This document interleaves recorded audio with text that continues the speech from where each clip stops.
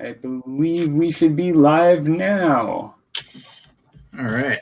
Hello, hello. This is just a spur of the moment paint and chat. I actually looked to see whether Curtis over Table Commanders was doing one, and I'm a little out of the loop today on things, and just decided, you know what? I'm just going to get one going and paint and just see who would like to join. And so far, we have Mr. Bill Bouchon. Hey, how's it going, Palmer? Doing good. And just before we started, you were showing me something bad that you did. Yeah, I did a bad thing. So tell me about that. I purchased this right here. So what brought that up? It's a giant rabbit hole. I don't know. I've been watching a bunch of YouTube videos of wargaming, and they happen to be going to 40K over and over and over again. Yep. It's peer pressure. Cool. No, that's great. That's awesome. So Tyranids I've never played them, but everybody seems to like them that does play them, and they're probably fun because just chasing down people and eating them. Yeah, last time I played them was in 3rd edition. So since then I sold that army. Mm-hmm. I'm going to be starting afresh. So it'll be months until I get a game in, though. Yeah. Because in order to do Tyranids proper, you have to build up. Right. And it'll take me months and months and months to not just collect the army, but paint it. So. Right. Yeah. I'm just pulling up this to see. So. Right.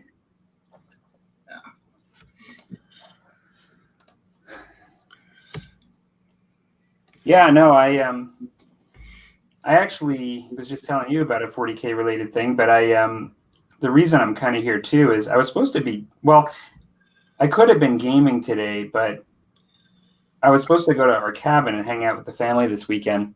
Uh-huh. And we went up there last night and it was a total disaster. Neither of these things has ever happened before, but first, the area that goes into our driveway was covered with snow, and I got the truck stuck in it. Oh no! Totally stuck, and never done that before in this 7-8 years we've been there. And but then we thought we would just sort of dig it out in the morning because we left and got there in the evening. We just thought, just go into the cabin. We'll just whatever. So we go in there and there's no heat, and it's based on a boiler, instant heat boiler system that's normally very good. It runs antifreeze through the foundation, and then also had 2 zones, and also heats your regular drinking water and your regular water and stuff. And basically our well, or the system behind the house, burst somehow, and there was basically a little lake behind the house from the well constantly running. And basically I shut everything off, called basically our version of AAA, CAA in Canada. They got somebody out, pulled us out, and I drove 3 hours home and got home at like 1:30 in the morning. Wow. And so, yeah, kind of a crazy weekend so far. And I just kind of thought on the bright side, I'm just going to paint today. Hey, there you go. And then I thought, you know what, let's just get some chatting going on, because I love the paint and chats that they, several channels do, and several people do them now, but they're really a lot of fun. Oh yeah. They make the time really pass quickly too. I've got a big visor on here. I'm going to switch to my table cam here. All right. Should I switch to I can put it at my face if you want me to. But... Oh no, it doesn't matter. Actually, it doesn't matter whether people chat in the comment section, join in. It doesn't matter to me. I'm doing this really low key. I just want to get some painting done and have some cool discussion. All right.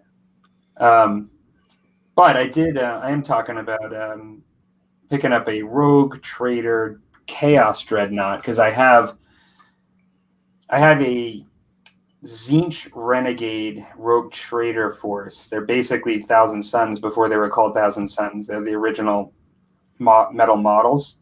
Nice. and I'm painting those up at one point. And I've got some other miniatures to go with them, but I kind of wanted to get a little old school dreadnought. Mm-hmm. So I'm looking at.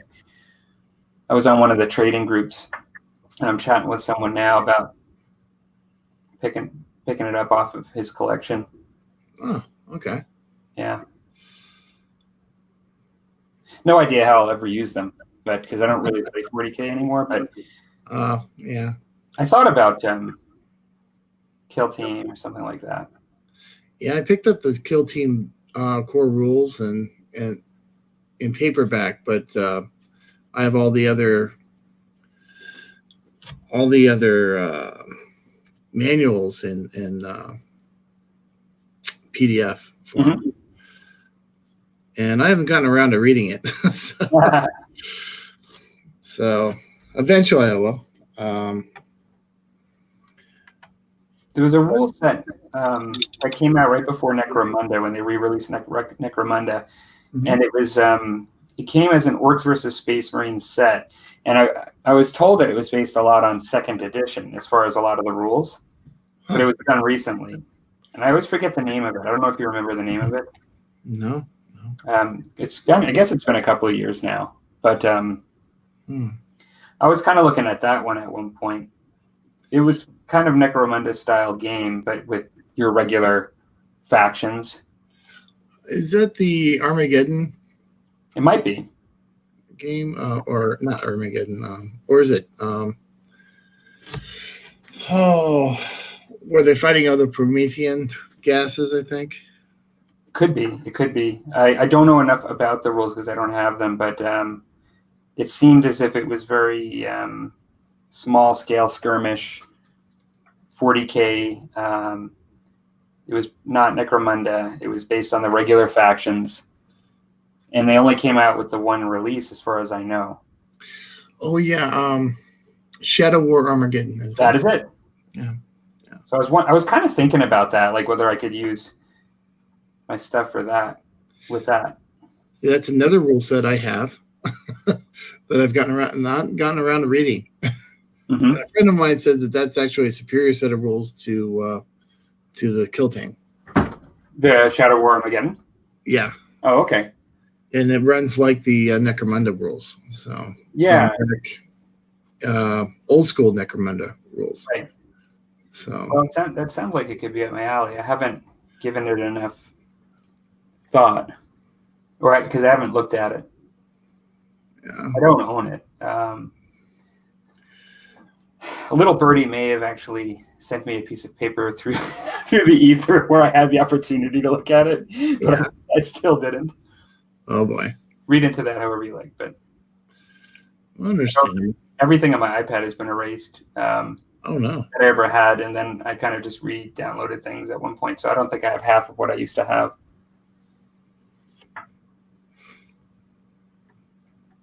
I don't know if it was an update or what, but something happened. I typically always buy. I like to have a hard physical copy in my hand. I typically always buy everything that I ever play. Yeah, but I have been sent things at times. Hey, check this out. yeah. I have quite a bit on PDF, and I hardly ever get around to reading it. And the reason why is that I don't get, when I do have time to be on the computer, I'll be doing stuff like this or video editing and stuff like that. Otherwise, it's just, if I'm just simply reading books on, it's easier for me to have a physical copy because I don't know, my spouse won't get on my case if I'm sitting there with a book as opposed to being on the computer for hours. Yeah. So looks like Neil Molden has joined us. It's great. Haven't talked to him in a while. I've seen him in these chats in the past. Yeah.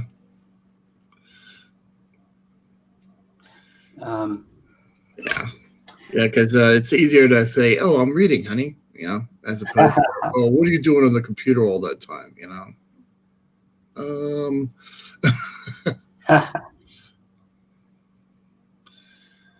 So Yeah, Neil, you're welcome to just hang out and chat with us in the comments, which is cool. If you ever did want to join, let me know. One of the easiest ways is I could just send you a link through Facebook message. The Musty Wargamers is a Facebook group that we have where I could easily see you there if you joined, or if you know another way, I'm happy to do it. Or hang out and talk with us in the comments is cool.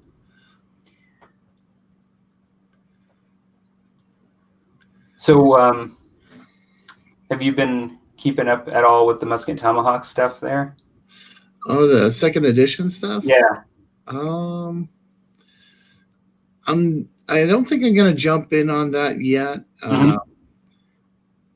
Mainly I'm kind of in the how should I say this? I'm in the in another boat, so Yep. to speak. Yeah, no, that's cool. Rebels and Patriots boat. There's so many out there that you totally can only do so many. That's kind of the way I am with Rebels and Patriots, because I actually do short practice in Musket Tomahawks. I didn't jump on that one. Well, it was a natural progression for me since I was playing with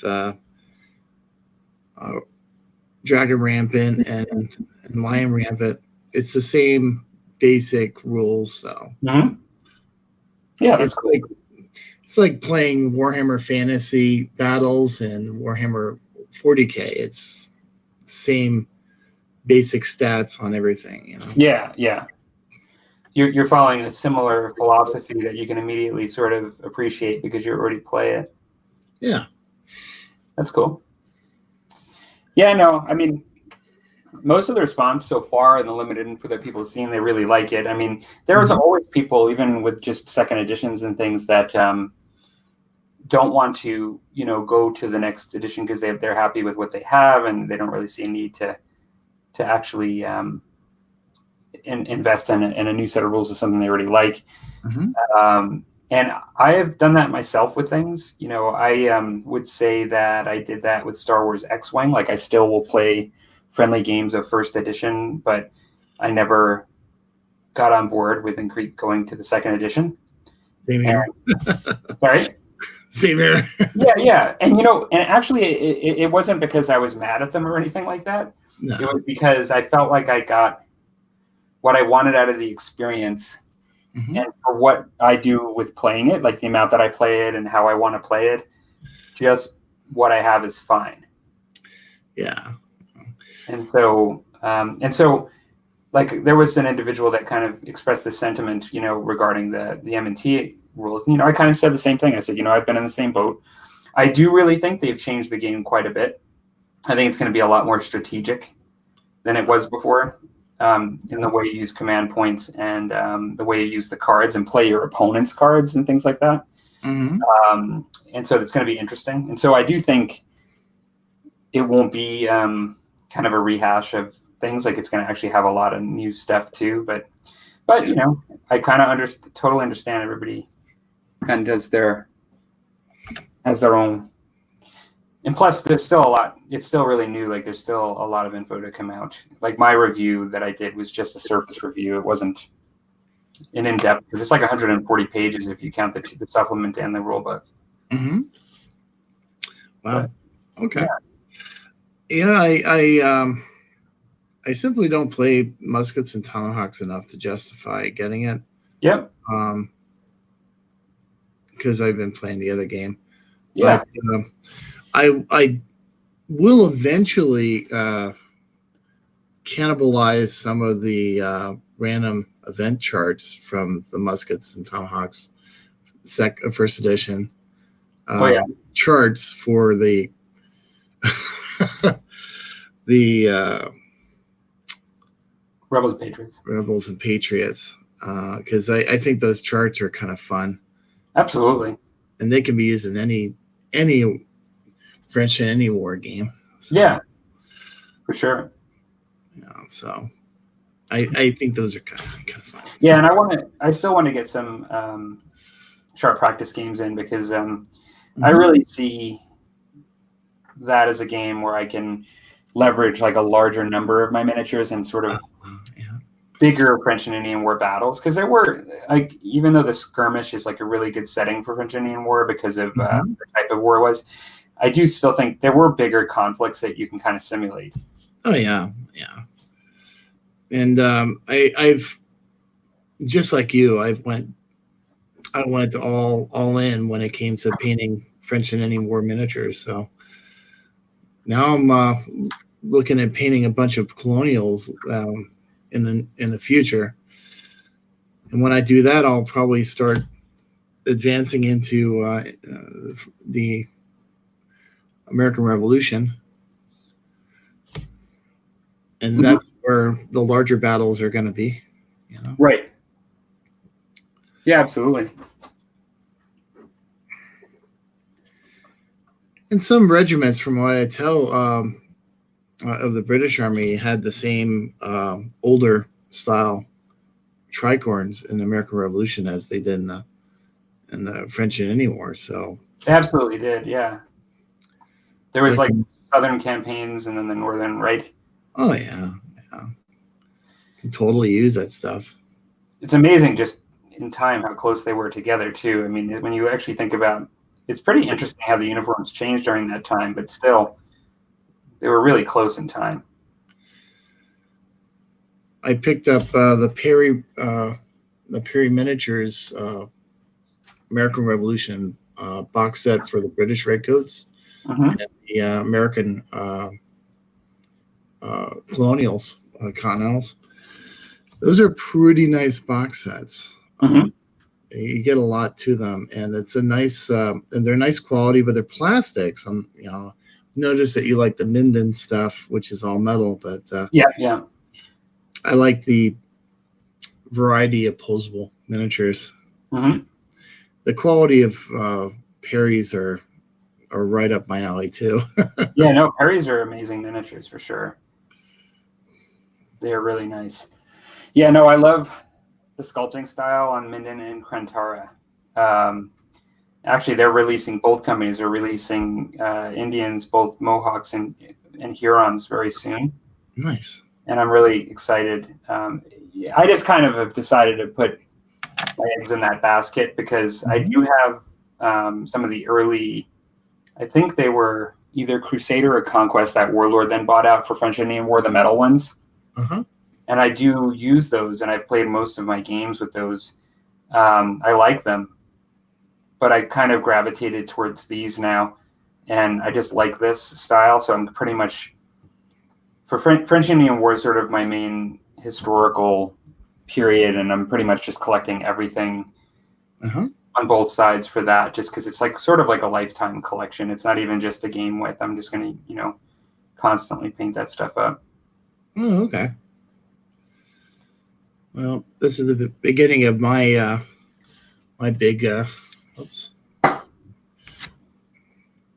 So Lance Connects. Hence my name. Yes. Neil says, I'm basing light troops and Jaegers on pennies and using movement trays for big battalion games so I can use them for skirmish games. Still looking for a set I like. Very cool. Nice. They are Napoleonic troops. Just putting his comment up here. I like Perry plastic, but I'm not a fan of the metals. I don't have a lot of experience personally with them. I like the look of the Perry stuff. Yeah. A buddy of mine does the French Peninsula War for Napoleonics. And he's got both British and French, so whenever I have the gumption to play black powder, he jumps at the chance, and I go ahead and I play. That's cool. That's actually nice to be able to play without having putting all the painting time into that game, right?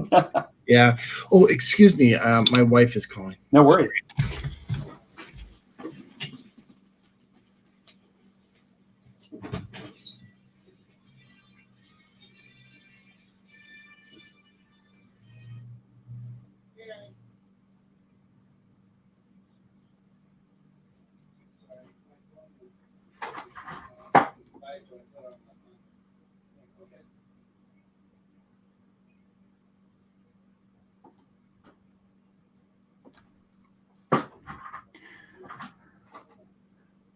All right. Yeah, Neil, I'm just painting up French Languedoc Fusiliers that I'm doing for French Indian War. This camera I have here is manually adjusted. I should just adjust that a little bit. And yeah, as I was saying earlier, I don't know what Curtis is up to today. I actually kind of just asked him if he was doing a paint and chat just because I was just going to jump in. I just felt like painting for a long session, and I love these paint chats, as you say. They really make the time pass so well when you actually have folks just that are interested in the same hobby. You're just chatting about stuff.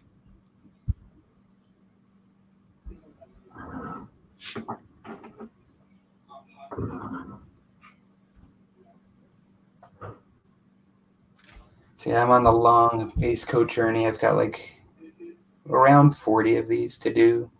And as paint schemes go, these guys aren't too bad because they're primarily blue and white. It's one of the reasons why I chose them. I wanted them to be blue and white for French. This was a particular regiment that really heavily leverages the blue and white within the color scheme. There isn't really red, which some of them have quite a bit of red too. But this, I kind of like the look anyway. They really contrast on the table to my British.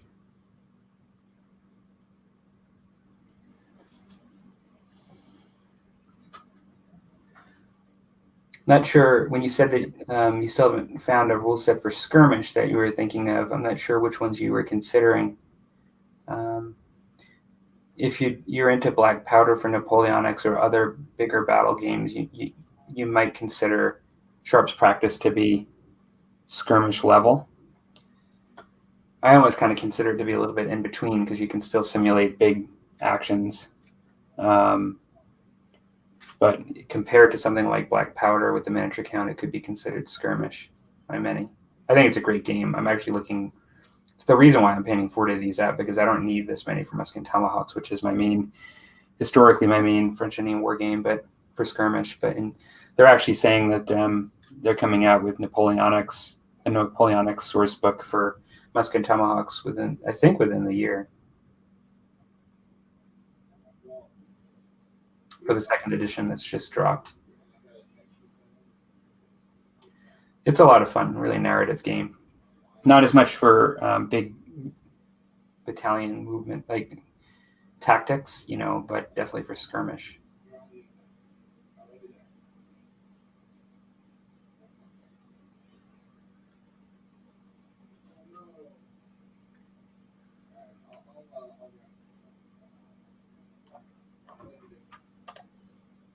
I've gone all in on Napoleonics. I stopped jumping around period and settled on a project for the next 5 years.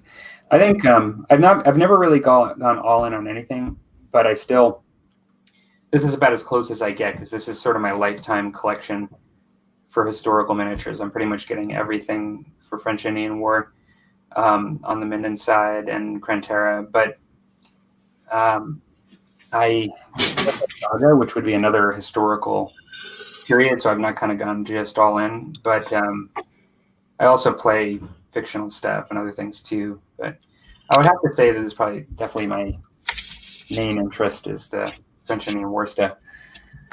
Then say I do like miniatures. I have a few myself. I played a lot of French Indian Wars in the 90s. I had a friend who was obsessed with the era. Yeah, no, I think gained in popularity over the years a little bit, but still, I think it's not as popular as American War Independence, but they're both, I think, good periods to play.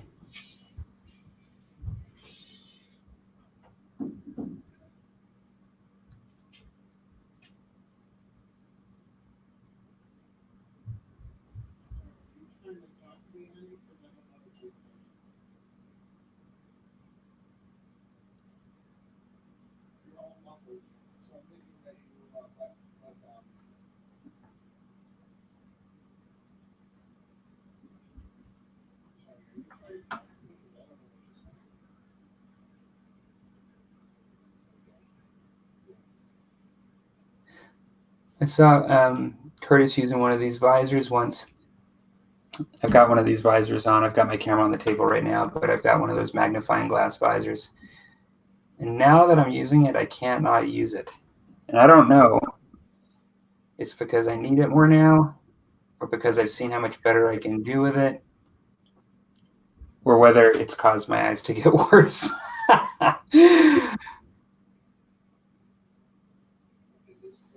But I use it all the time now.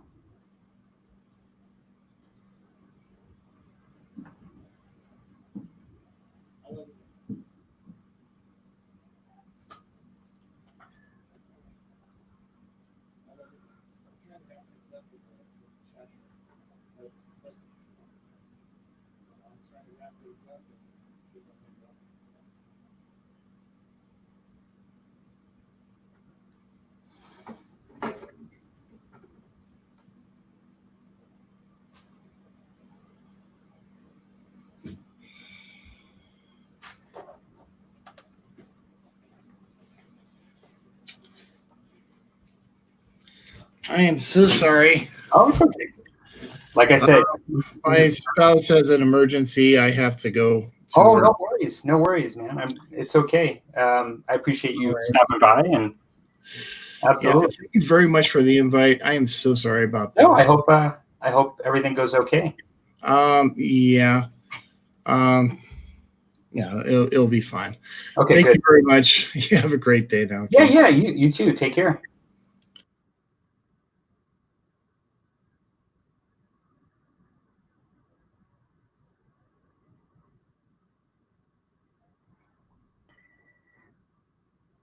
Whoa.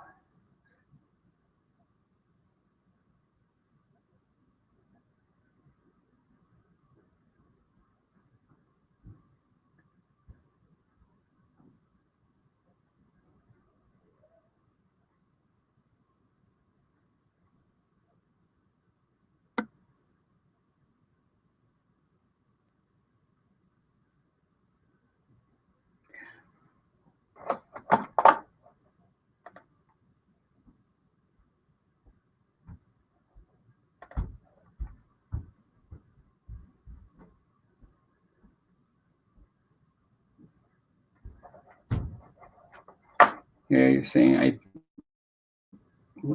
I keep looking at a pair. I can just about see to paint. Maybe in a few months I'll get some.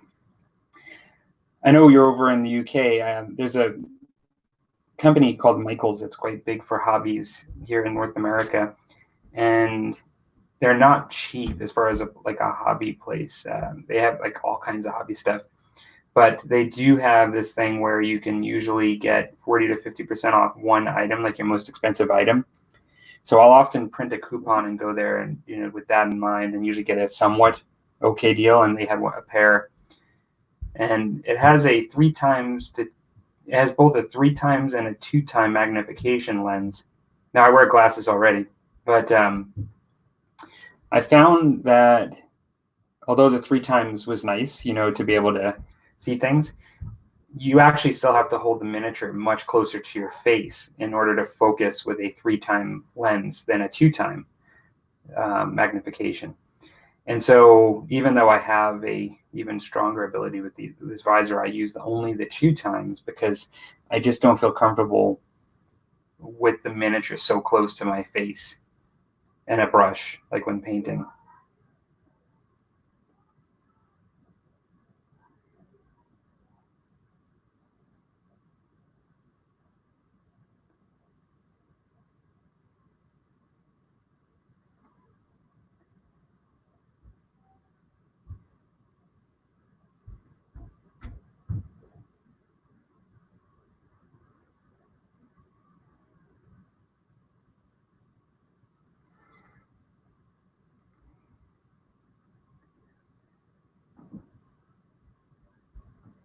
Yeah, I would imagine that there would be similar hobby shops all over.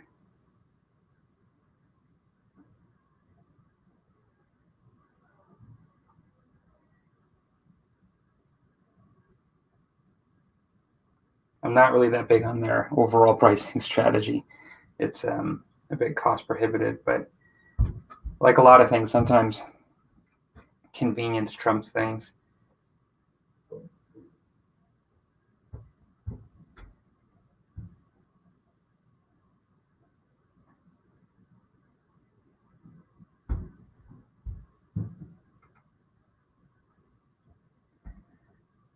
I'm really loving the white and the blue. It's the first real bit of blue that I've been painting on. I mean, my artillery, the Royal, like the French artillery, are quite different than these. It's like a totally different uniform. But yeah, it's nice to be back doing some French. That's one of the nice things when you dig in a period, like you said, even with Napoleonic, so you could basically paint more variety than even if you were painting like different games every month, just from the different kinds of uniforms, which really is nice.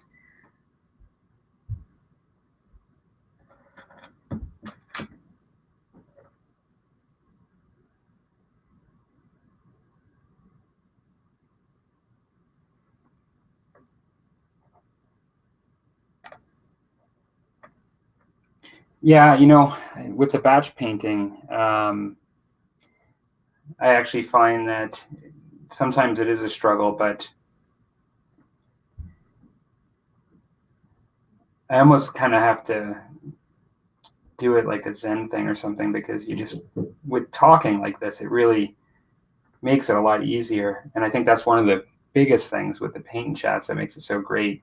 But then even when I'm not doing this, I might listen to a documentary on YouTube or something that really gets my mind going while I'm doing it. And I get into like a repetitive Zen kind of thing where truly the first time I paint a miniature of a certain style, it's like the hardest because I'm trying to figure out where all the three-dimensional crevices are. But by the time at the end, you almost feel like you're a machine. And I'm just listening to something very often totally unrelated to wargaming and just getting into it and just doing this sort of trance-like process. At least for the base paint. I find that's the way I end up managing it. But I'm not really an example because I actually don't. I do a lot of just skirmish painting and figure style painting too. I don't just batch paint, so I wouldn't say that I'm the best authority on it.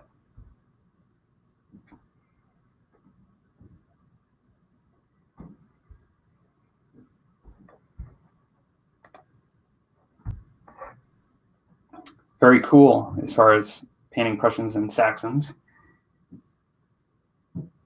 I would imagine that by doing things the way you are, sticking in to a particular period, you're also painting multiple sides. You could probably host little games for other people using your miniatures in your basement or whatever and have everything you need to play Napoleonics, I would imagine.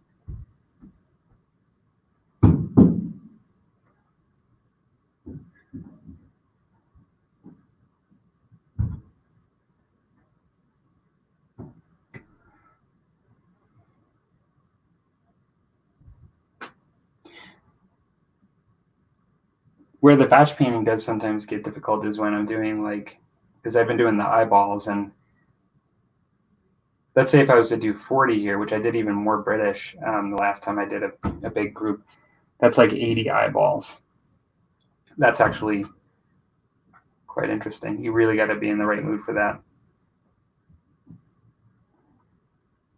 However, in some ways, I wouldn't want to do it in multiple settings. I'd like to just do it and just plow through.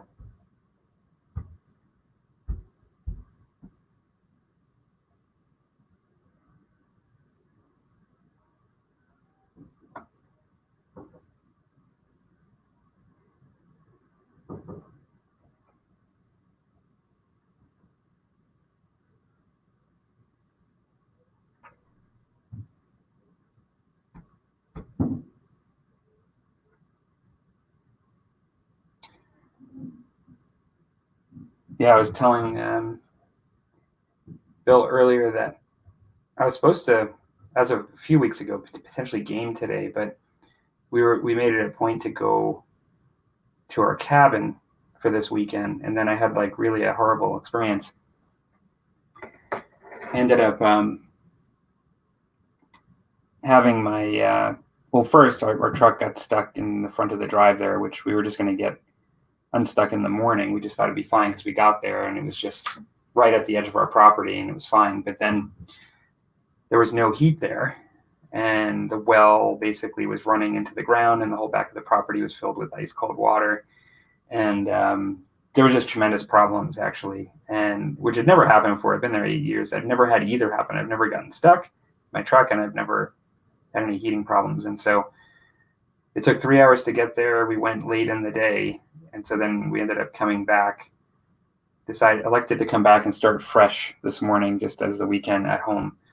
But that meant we got home at around 1:30 in the morning. So it was really 6 hours driving and some night driving and quite a bit of disappointment. But so I just said, well, you know what? I'm just going to get some painting done. I'm going to make the best of this.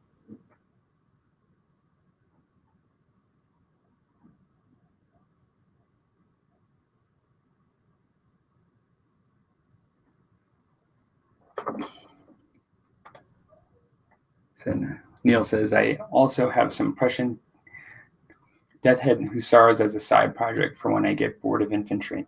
Well, that's cool. Yeah, like the Napoleonic seems like it really offers a lot in the way of options. Like you can paint cavalry, you can paint artillery, officers, more skirmish style, light style infantry. Really creates a lot of opportunity. I guess your companies would have light options. Maybe you paint them at the same time as you paint your larger company. I don't know.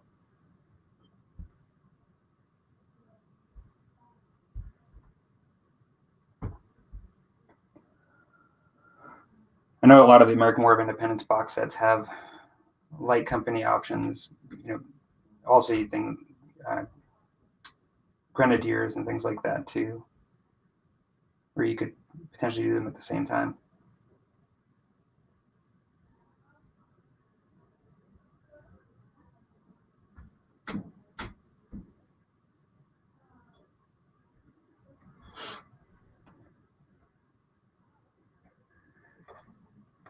Looks like Leon has joined us. Hey, Leon.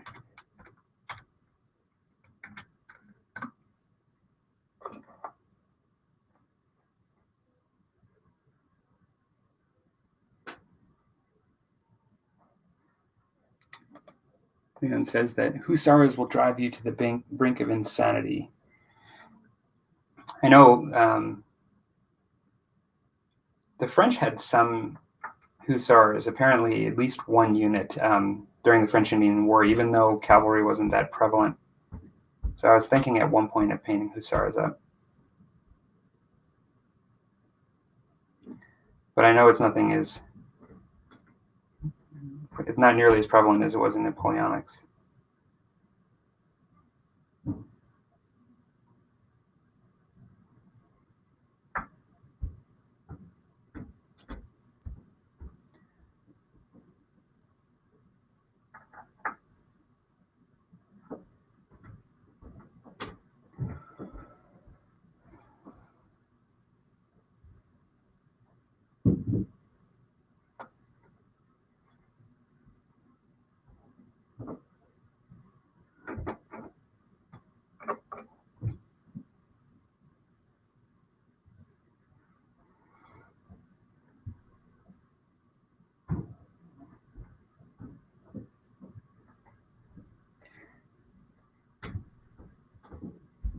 As I said earlier, if anybody's watching and they want to join in, I can send them a link.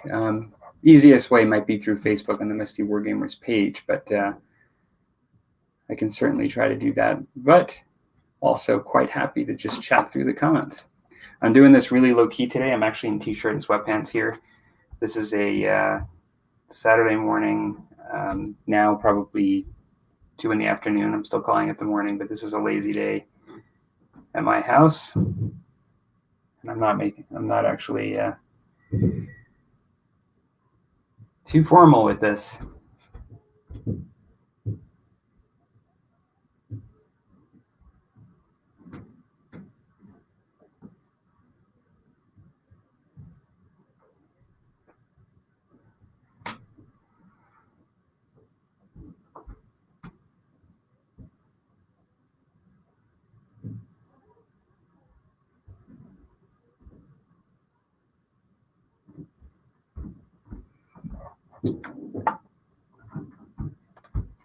Neil says, I have the periplastic French hussars and they are not bad.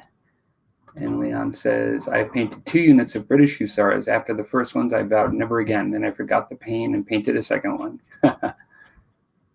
Those were the Perry's British.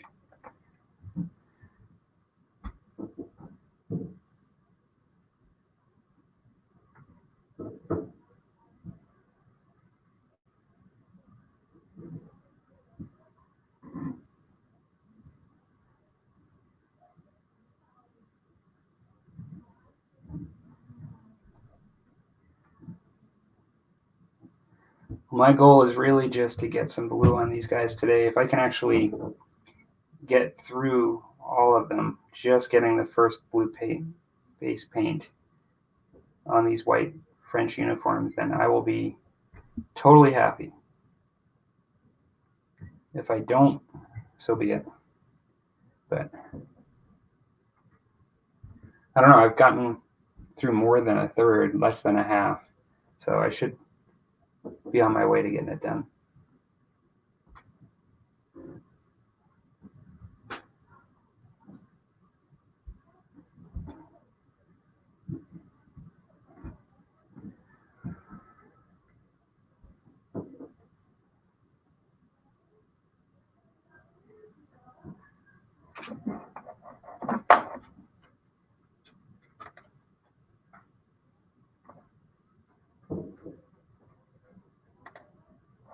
Hello, Gareth. I didn't see you join just now. Gareth says, I've painted Napoleonic hussars and it will be many years before I do that again.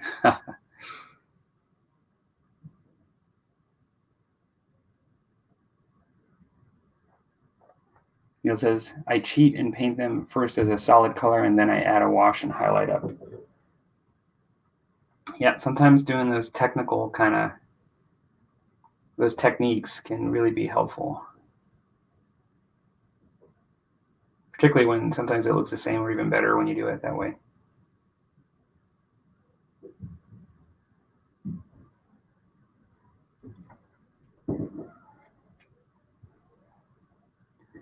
One of the things I like with painting historical periods where you have all these different kinds of uniforms is how you get used to painting one thing. Like for me, it was British redcoats. And then you can actually switch to another miniature. And even though the uniforms are actually kind of the same, but just switching up the colors, and they might even like have the same color palette, but you can switch them just enough that they just look tremendously cool to the eye because they're different. I don't know if you guys find that with Napoleonics too.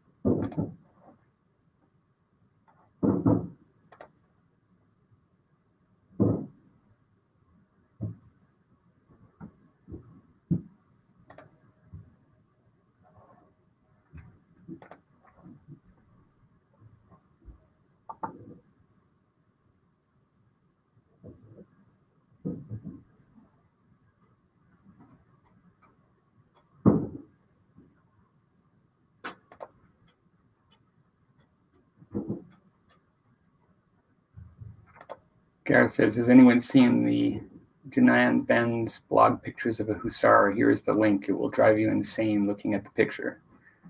Leon says, I'm on a break from naps.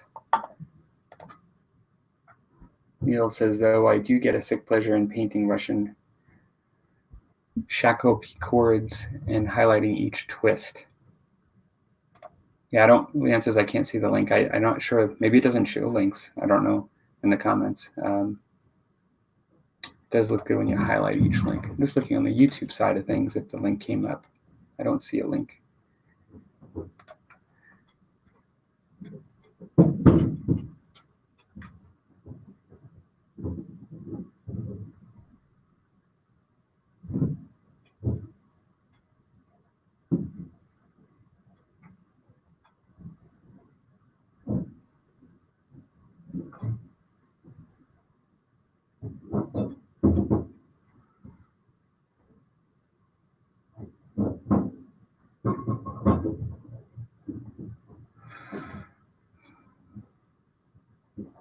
There's a little bit of background noise upstairs as people are cleaning in the kitchen. I hope that's not too loud.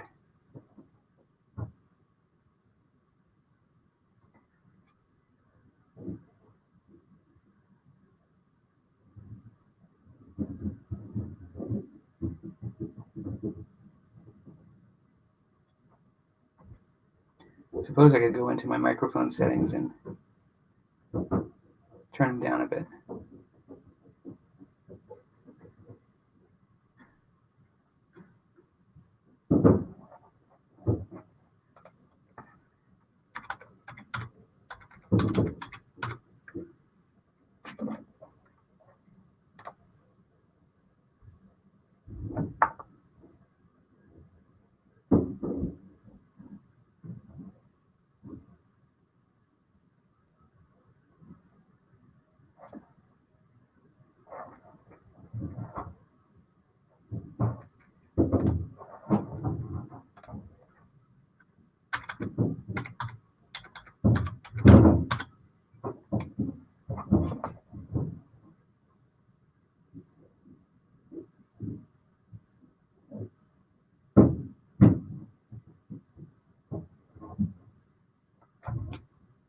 Hey, Derek.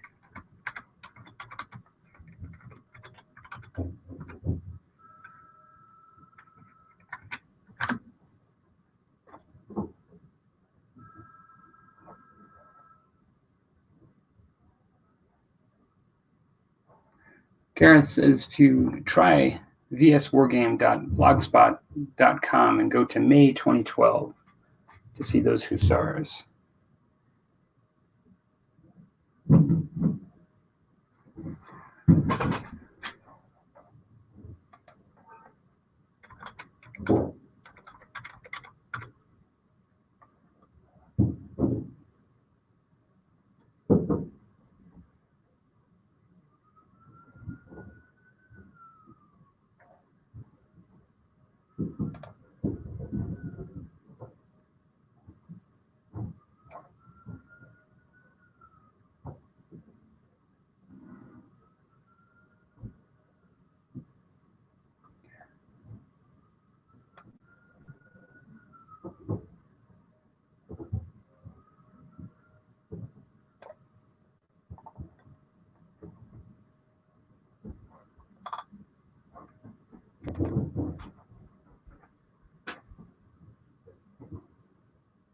Can you guys hear me the same right now? I just sort of turned down my microphone just a little bit.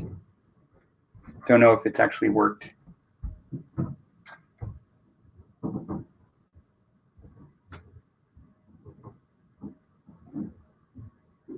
See, Leon said the background noise is okay.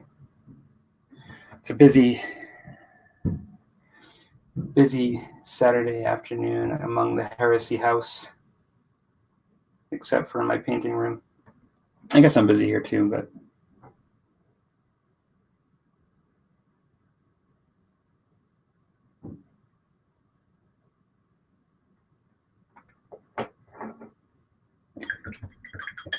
Okay, great.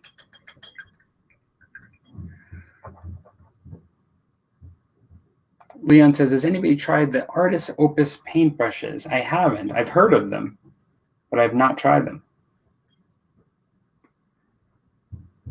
I'm actually using really cheap paintbrushes.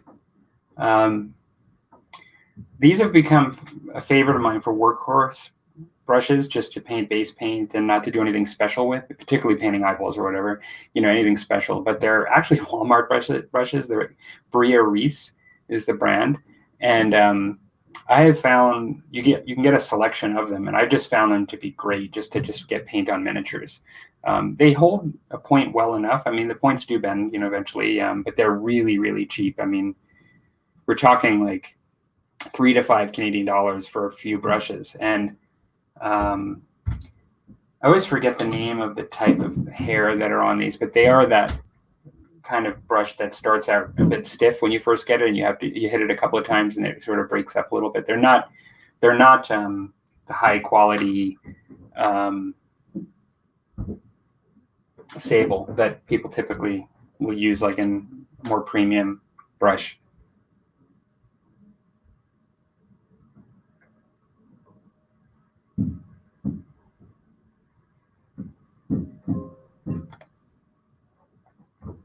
Yeah, no, that can definitely happen with the cheap brushes. I find that Neil says that they're all the ones he has are cheap as well. They're all dead. Was thinking of investing in some good brushes for a change. I have some that I invest in that last me a really long time, and I take care of them. And I find that certain kinds of brushes last me longer. Like this type of brush, I've only recently replaced after many years, and I still am using the old one, but I've bought a new one. It's a German brush, PMX Super Germany. This is sold for a decent price at my hobby shop, and I'm using it for really fine details. And it holds its tip. It's a bit different, and it doesn't kind of start out broad at the bottom and then taper to a fine point like most brushes. It actually starts out small at the bottom and small at the top, sort of very straight kind of brush. And I do find this one, its counterpart, which I'm still using, has lasted me many years. So that is nice if you take care of them. However, I've used Winsor Newton ones that just never lasted for me, even when I tried to take care of them. So I don't know. I mean, I've heard so many different things. Some people will say that no brush, even from the same company, is the same. So you can buy the same one and have a different experience. The size. This one here is 3/0, it says.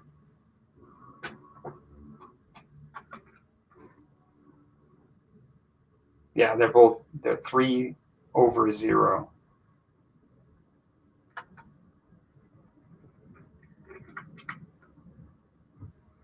I really find it good for fine detail. I do have the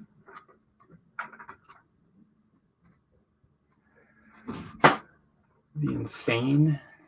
What is it called? The Psycho by Wargamer, the Psycho by Army Painter, and that's sometimes helpful with irises on eyes.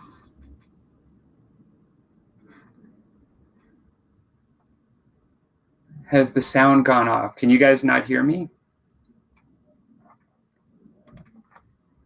Can you hear me? Maybe I was talking low.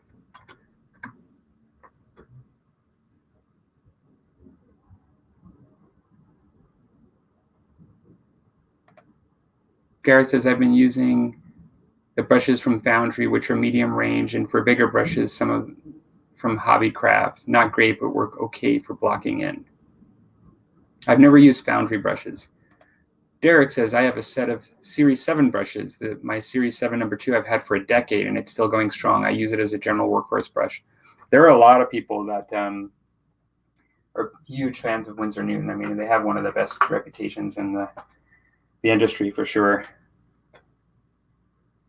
Okay, so Leon can hear me and Derek can hear me. Not sure, Gareth. I did turn my mic down a little bit just to sort of dull out some of the background noise because I've got folks in the house that I can't control right now. But I don't know if it's possible just to turn your volume up just a little bit. Maybe that might be it because I did turn mine down, my microphone level down. If not, I can actually increase the volume again. I also have my microphone a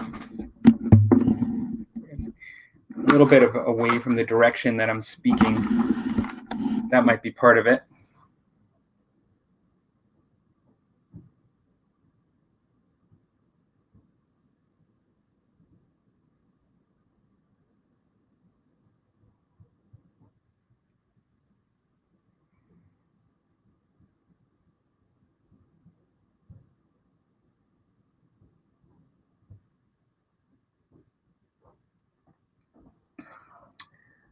Derek says, otherwise I get the bags of 50 plus brushes for $10 at Michael's for weathering and other rough painting. I do that kind of stuff too. I don't know. You were, I think, here when I mentioned the breweries, Derek. I'm not sure. They're at Canadian Walmarts. They're really nice. I actually find them a higher quality for a cheap brush because I've gotten lots of cheap brushes. I really quite like them. They have a variety of tips.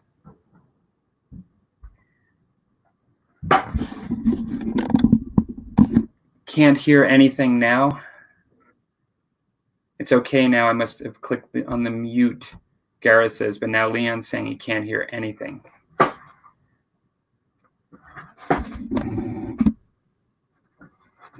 Apparently I'm coming in and out. Leon says, got you again. I need brush soap as well. Oh, I use the brush soap that everybody else uses pretty much, and it kind of seems like most people use this brand, but yeah, what is it?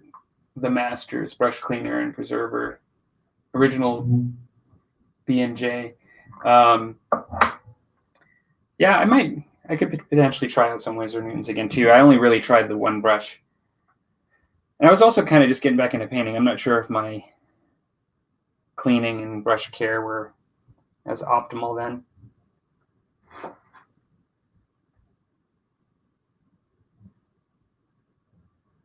I do like, to be quite honest, I do like having cheaper brushes to do my base painting and the bulk of my work, that if they do sort of die on me, it doesn't really matter because given the price point. And there's certain work that I'm not even sure that I like doing with a great brush, but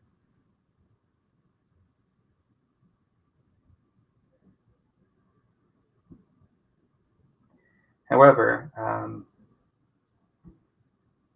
I like having nice brushes as well.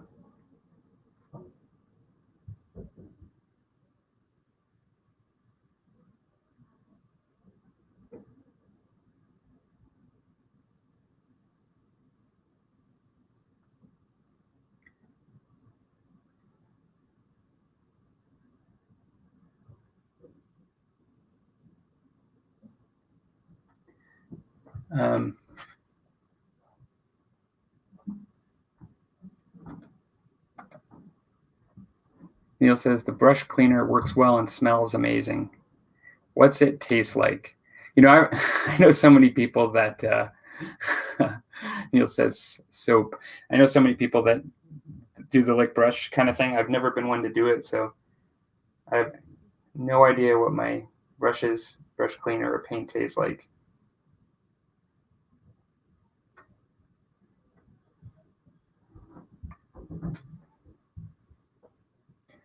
Oh, it's time to recharge with paint here.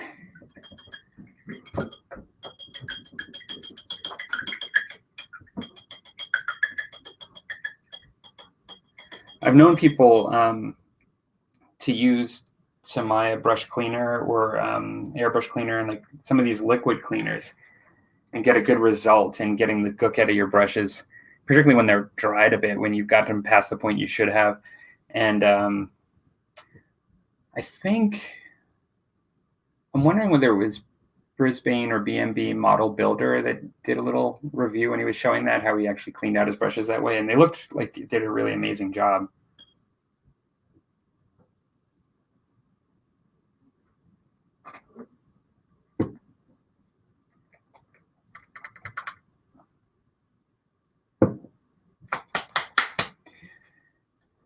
I'm using, since we're talking materials today, I'm using model color for these guys, a mix of dark Prussian and flat blue for my first layer of blue.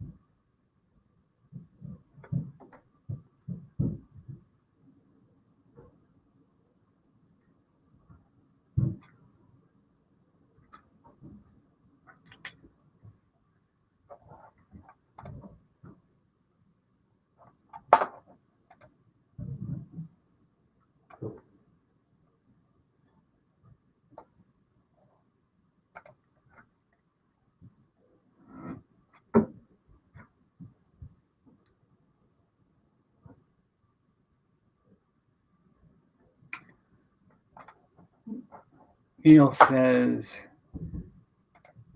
if you use sable brushes, you can use shampoo and conditioner as well. I suppose that would make sense.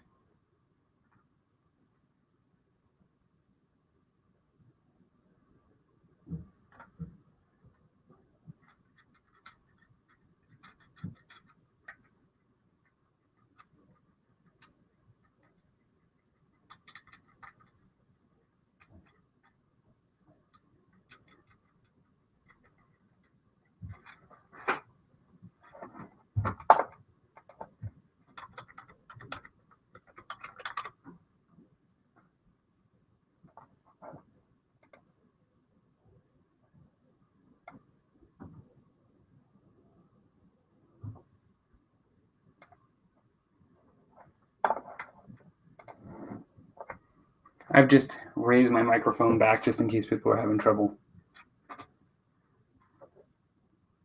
So hopefully you guys can hear me just fine.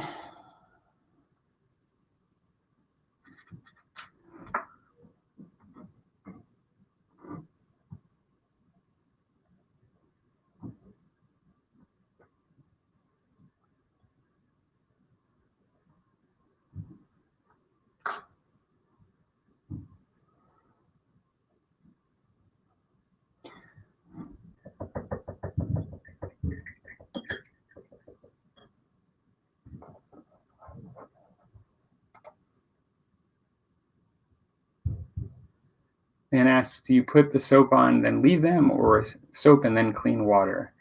And Neil, what he says is soap, then clean water, and repeat till the brush is clean.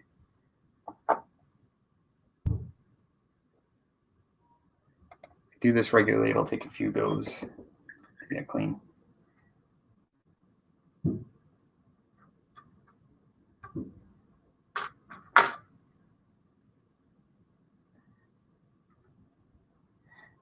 One thing I thought was interesting, I don't know if you guys know Pete at Mini Warzone. Pete at Mini Warzone. He used to have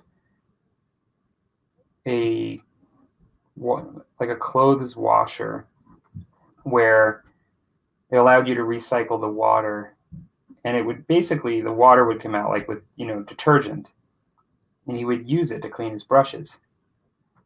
And I think that's kind of what the principle sounds a bit similar to what Neil's saying, although he was talking about shampoo, using just like shampoo from a bottle, I suspect. But he was reusing his washing machine water that in order to just clean his brushes, and kind of makes sense too in some ways. I never heard of that before. I've never had a washing machine where you could just easily recycle the water.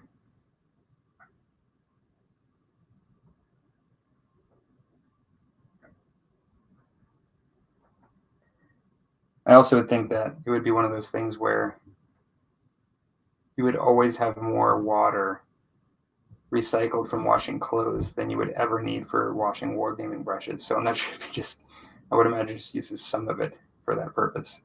Then you'd have to still do something with all the rest.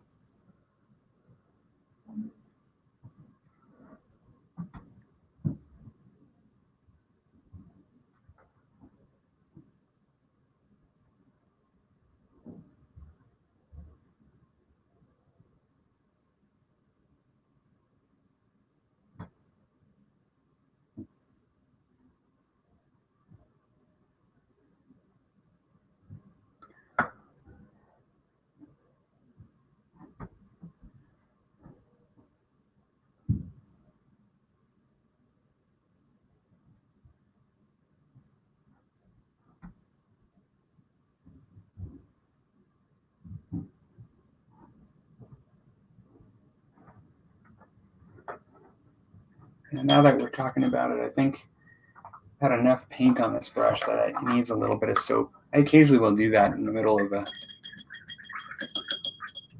paint session if I'm doing assembly line painting.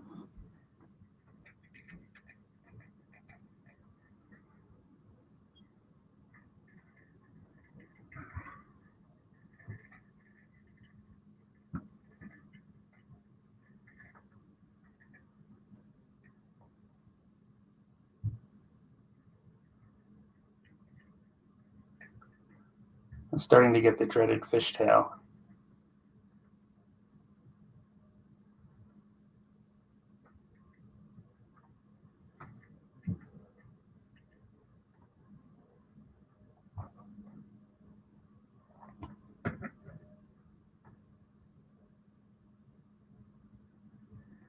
Hello, David. David says, can you let me know the reference you have that describes the French guns painted red for 7 Years' War? Thank you. To be quite honest, I think it was mainly pictures that I saw that, but I have a, this is just, actually, this is just a picture I have in front of me here that I have just happened to be handy. Now, this is, I believe for French Indian War. It's just something, a plate that I printed off. I don't remember where the reference is, but it's for the French artillery. But I've seen it in several spots, but I can try to find that. I don't have a ton of, I get most of my stuff on the net. I'll admittedly, I don't have a ton of references that I own. Highlight that comment.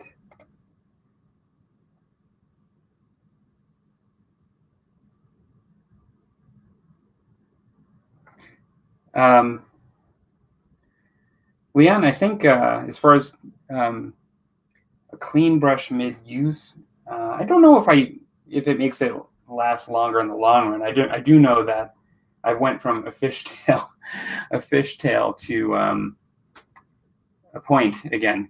I've just been painting, I guess 3, 6, 9. I'm on my 15th miniature, and it's been, my second batch of paint that I've mixed, and so the brush just looks like it was starting to get a little dry and not handling as well as I like it to. And so sometimes the soap is really an easy, quick clean. It's not that laborious, and so really easy to do. Nothing like when I have to actually clean my airbrush. Granted, it's not like just putting it in water either, but it kind of gets rid of some of that residue if you're starting to get a buildup that's causing your brush to misshapen.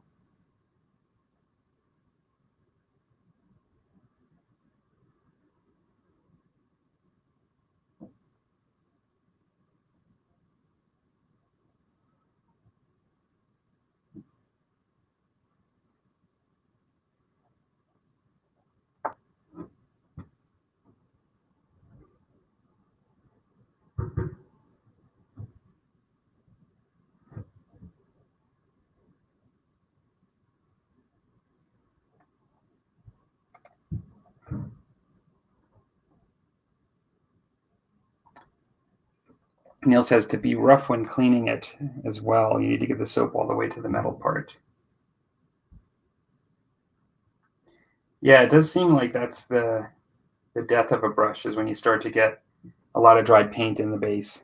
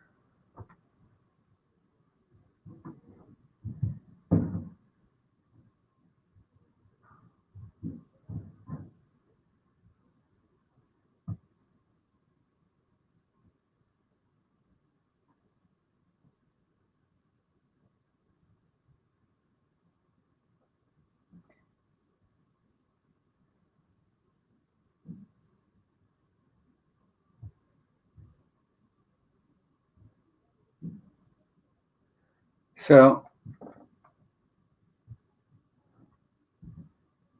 Gareth says that Kronoskov says the French gun carriages were red until 1732 when they changed to blue. I would guess the change took some time to implement, and the further away from France, the longer it took. That could be quite possible.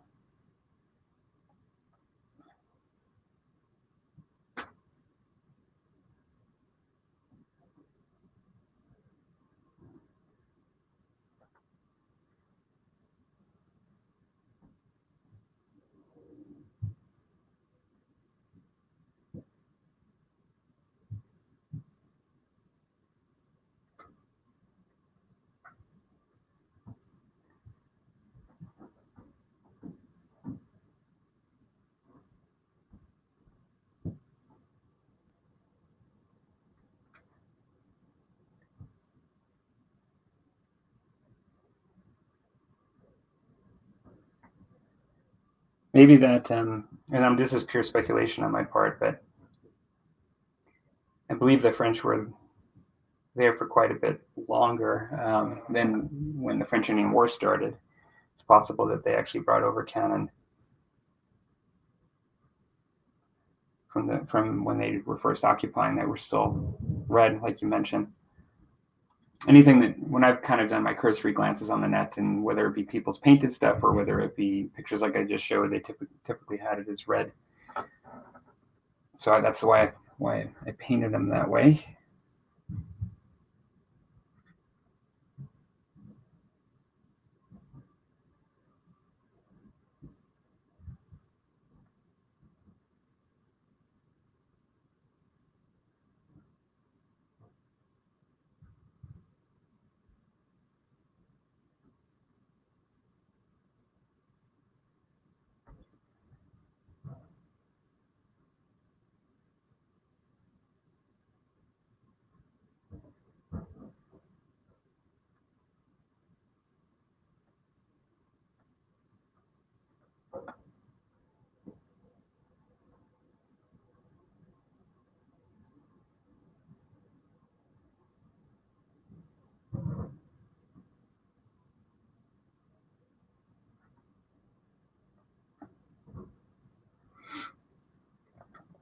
Neil says, if the brush is really clogged up at the base, it'll work a sharp blade in there to break.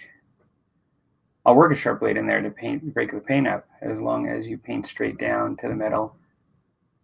You push straight down to the metal. You should not cut the bristles. Well, that's an interesting technique. I've never tried that. I think I've just thrown my hands up when it's gotten really bad for some reason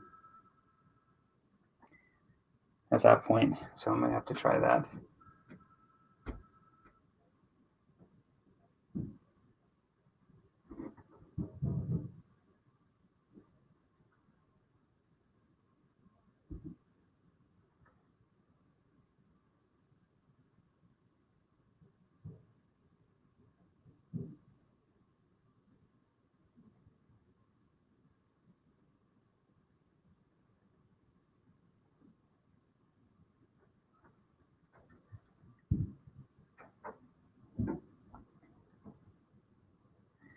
One of the things with batch assembly painting that I hate is when you've gotten a certain point in the process through them and you've got your system down. I wouldn't say I hate it, but it's something that comes up, and then you realize there's a little thing that you missed. And then at that point, usually I just right away fix it because I just find I don't want to forget. So I have to go back and paint a little pocket flap on everything.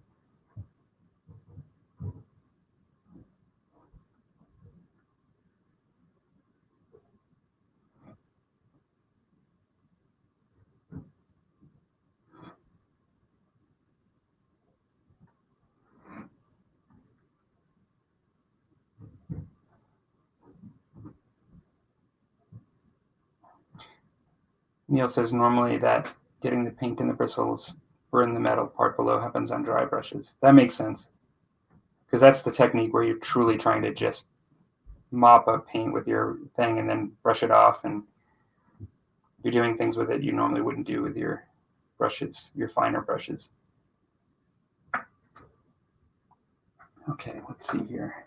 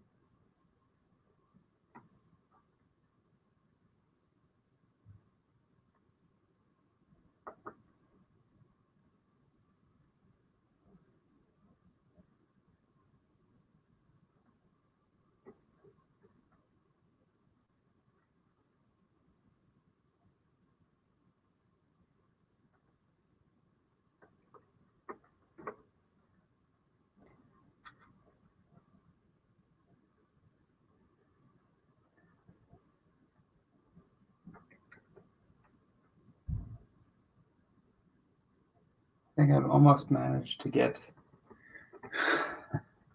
just about all of these blue pockets that I missed painted in less than 2 minutes.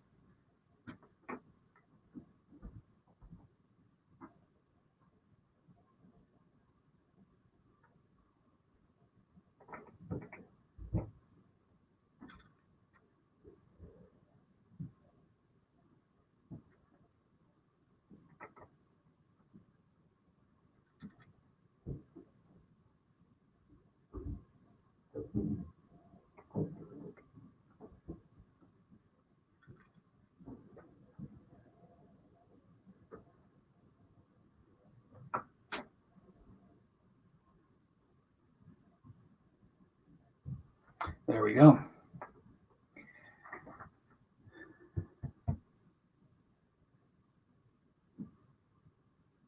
Just short of being halfway done.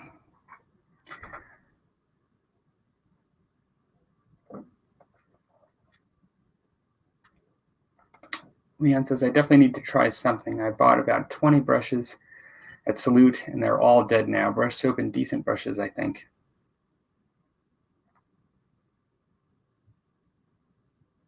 And then he says, yes, my dry brushes are a wreck. Neil says, I had a GW large base brush that was solid with paint. After working on it for about 15 minutes, as good as new. That's awesome.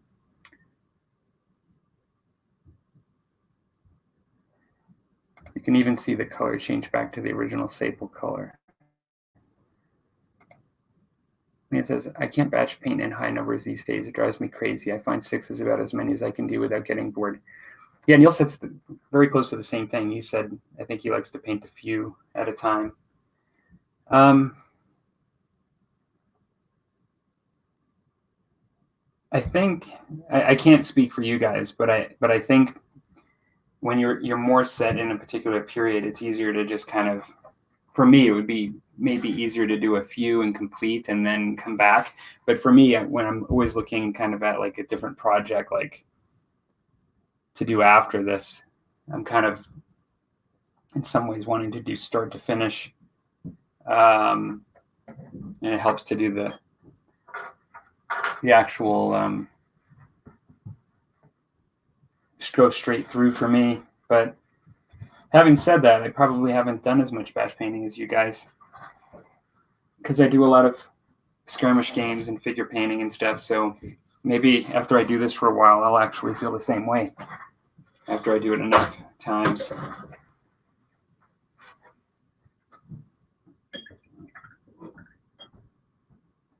And there is Plastic Crack Gaming.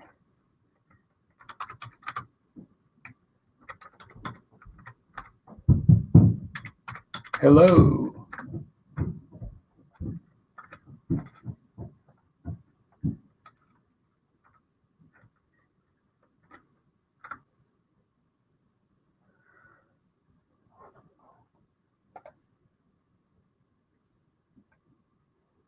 Plastic Crack Gaming, formerly known as Scarnier.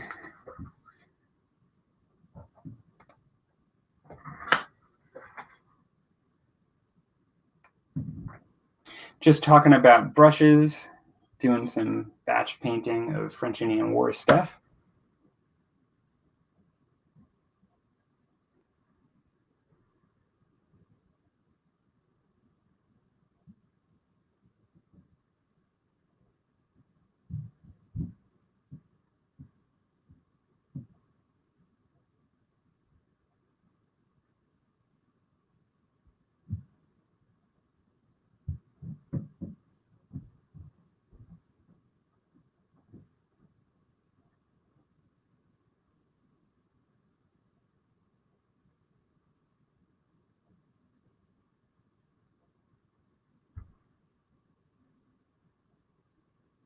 And we've got Nurgling in the house as well. Hello, Nurgling.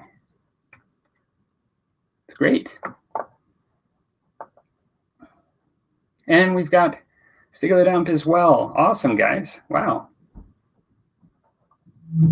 This is sort of a last minute thing. I appreciate everybody stopping by. If anybody does want to join in on cam, I can always send you a link through Facebook Messenger.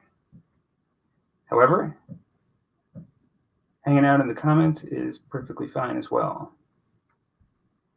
I am just painting like hopefully everybody else, trying to get some stuff done today, and this is a really informal chat. I am in t-shirt and sweatpants right now.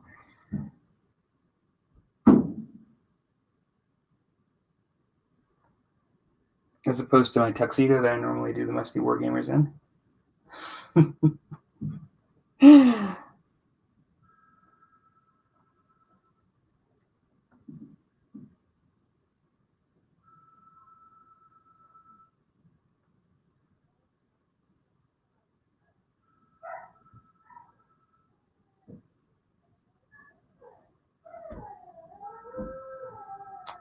that would be my dog on a different floor barking at the phone.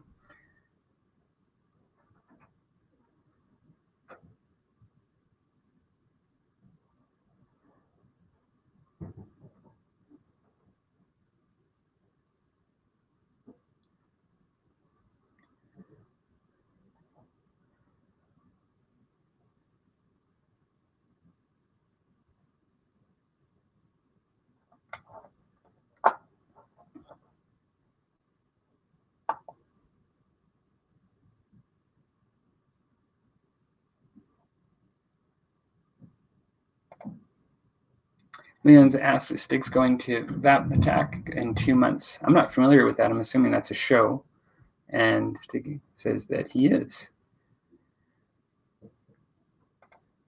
Ergling asks how everyone is, and everybody seems to be good so far. I'm doing pretty good at the moment. Enjoying this Saturday of painting. Nurgling, I'm actually in the process of commissioning off of Facebook a Chaos Dreadnought Rogue Trader era to help have joined my Thousand Suns when I paint that up as an Oldhammer project. So I thought you might be interested in that. I don't have any of the old Rogue Trader Dreadnoughts.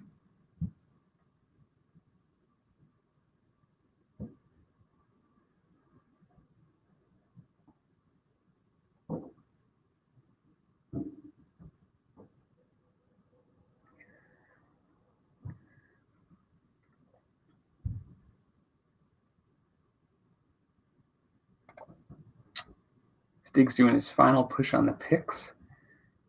That's a large force. I can imagine that's a fair bit of painting.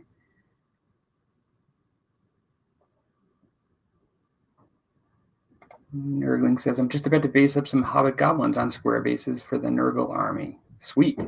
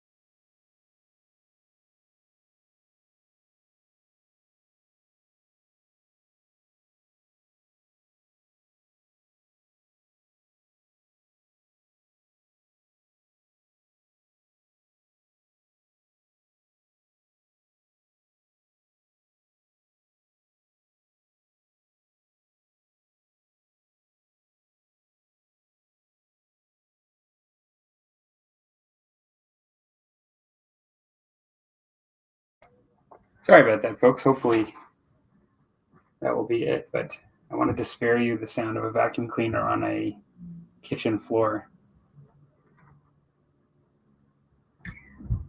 So I kind of just commented here in the comments a bit.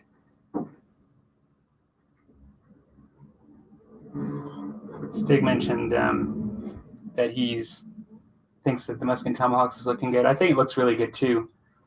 I think that there's a fair bit of depth to the new release that's going to come through when actually playing the second edition, in the way the cards and the command points and the way the mechanics of the game work. I'm really quite excited about it. It's going to cause a bit more strategy and thinking and when playing the game.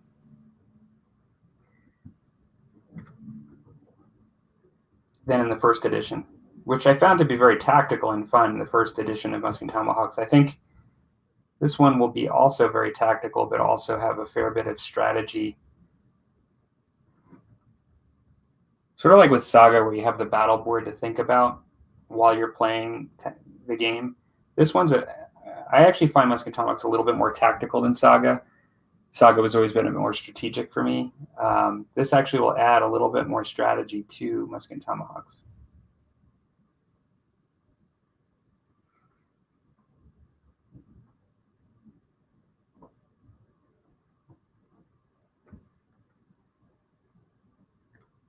Leon says that he just finished 136-man pike block.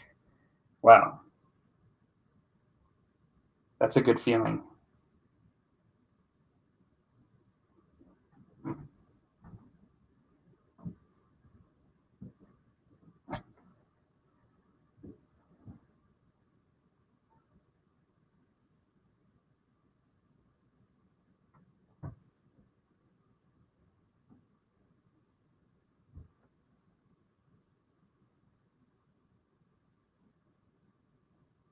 And my strategy for doing this spur of the moment paint and chat might not have been the most strategic when there's a ton of cleaning going on at the house today.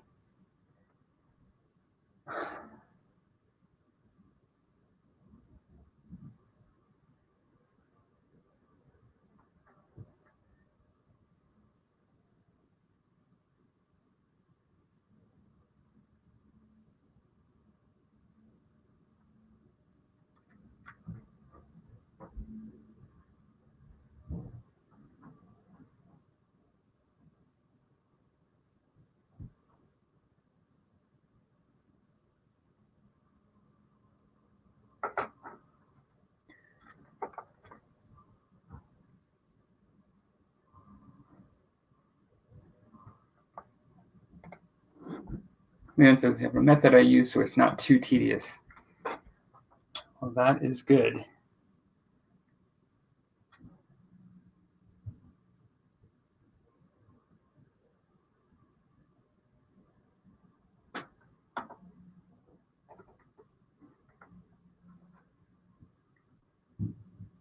Neil says he saw the video. Looks good. I am going to have to check that out.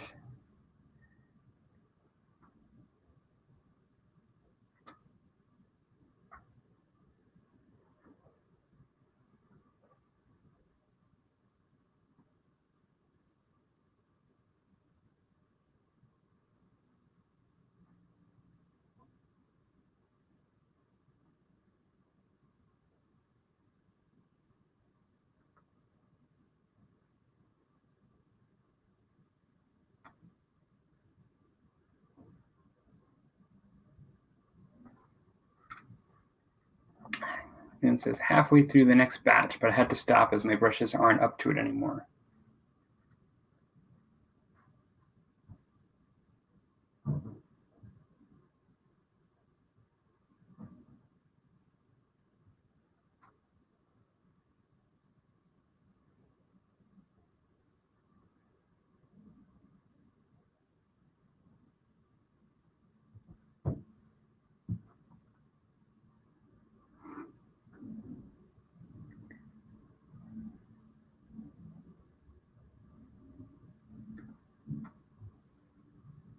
Derek, are you still there, and are you painting anything at the moment?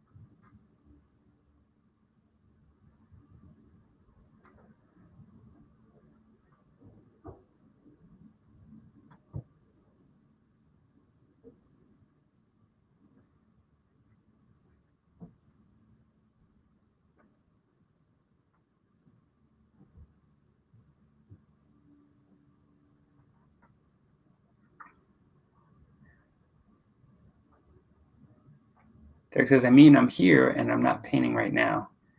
No worries. That's not required. I was just curious. I know you're doing lots of the World Twilight and that kind of stuff, which I'm hoping to get back to doing as well.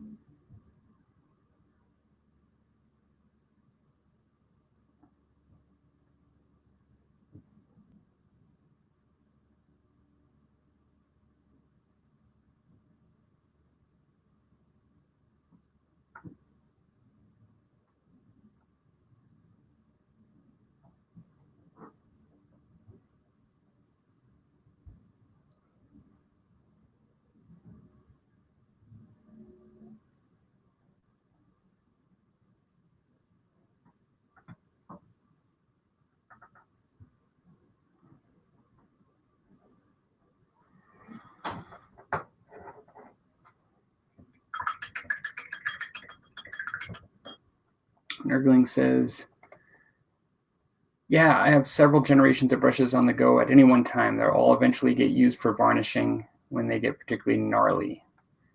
Yes, I hear that. I have, let's see here.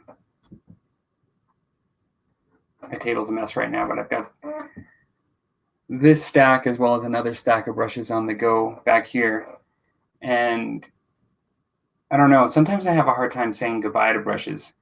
Like I see a use for them when they're not useful for what I initially use them for. Maybe I'll use it to paint this or to do that, or the bristles have started to go and now it's not the same shape of brush as it used to be. It's, you know, a lot thinner or whatever. And then I end up with this like massive hoard of brushes that I don't even know which ones I have anymore.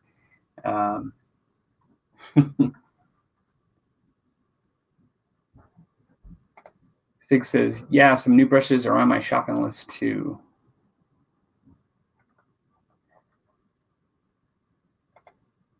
Derek says, I am not. I'm assuming that's regarding painting the World of Twilight game miniatures.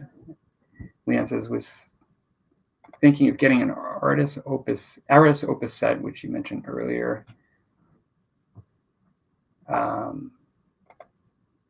Artis Opus. Stig says, too expensive for me. Derek says, but Savage Core, World of Twilight, and Quara are always on the bench. Yes. Nice miniatures. Leon says, yes, Nurgling. Most of mine are now mixing brushes. Yeah, I suppose that's true. You can always use them for that.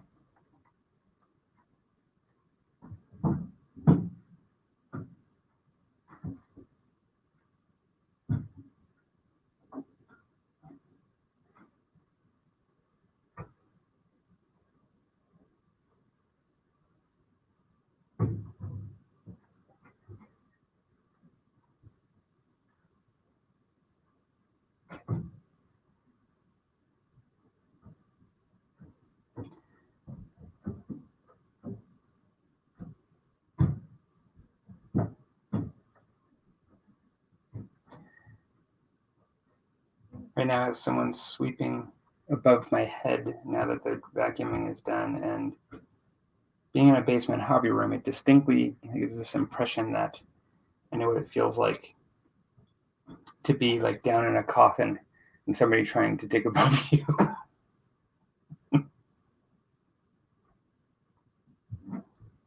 like watching CSI or something.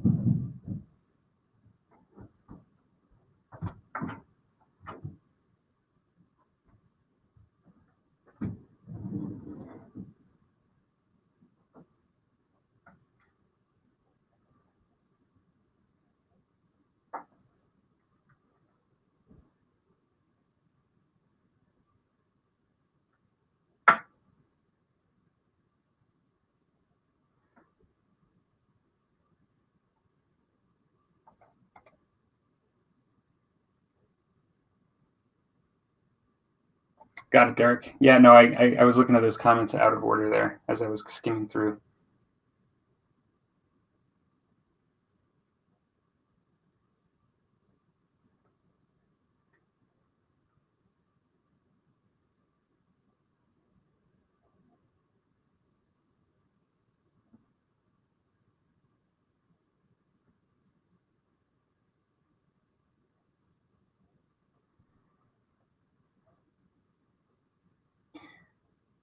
One of the things I do love about batch painting, though, since we were kind of talking about it earlier, is I love, even when they're not complete, just to see a large group forming.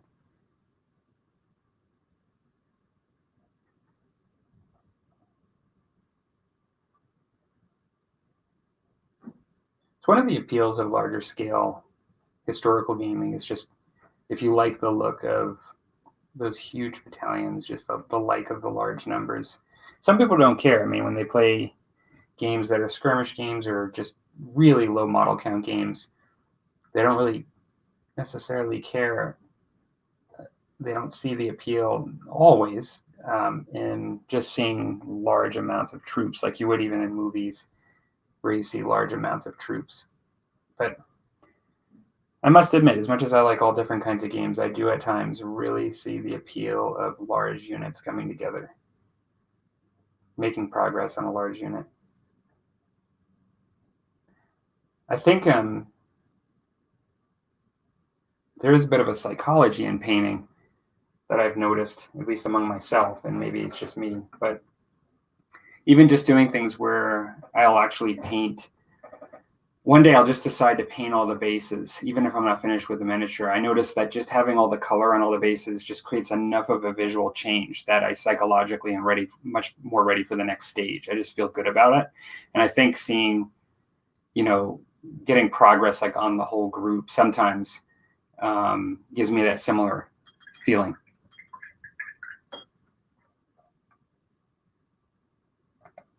Leon says, yes, that is a good thing, seeing lots of progress.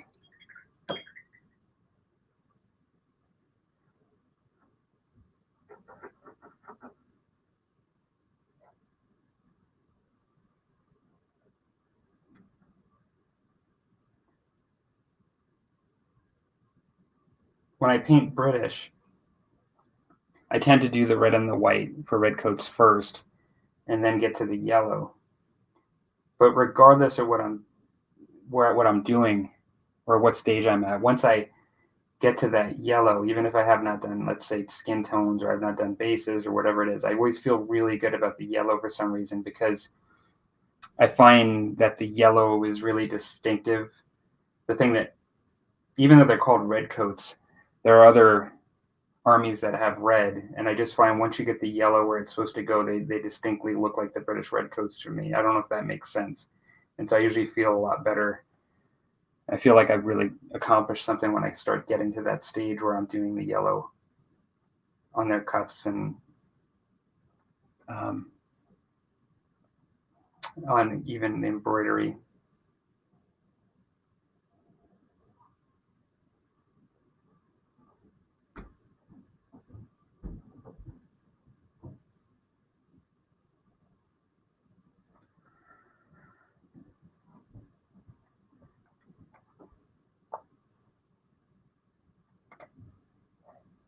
Neil says, I'm going for the Grand Manner look to Napoleonics, even if it takes me 5+ years to finish my first project.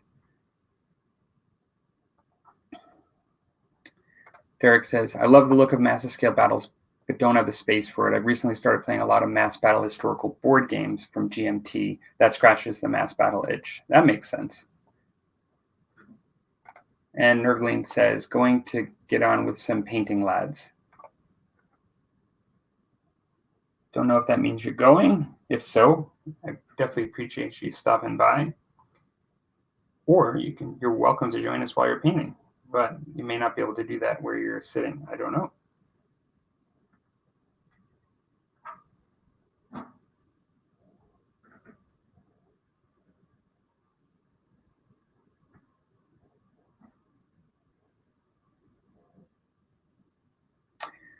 Then Leon says, I used to highlight all the faces first, so it tricked my brain into thinking they were all nearly finished.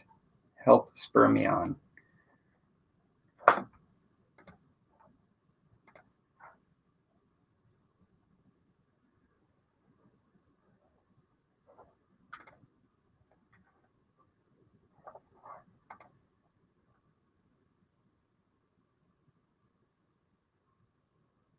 Yeah, I think that's kind of similar to what I was saying too. It's just there's certain things that are little tricks that psychologically make you really appreciate your progress. There are certain things you do that take a lot of time that don't have like a net visual effect for you personally, but have to be done. But then there are other things that definitely do help.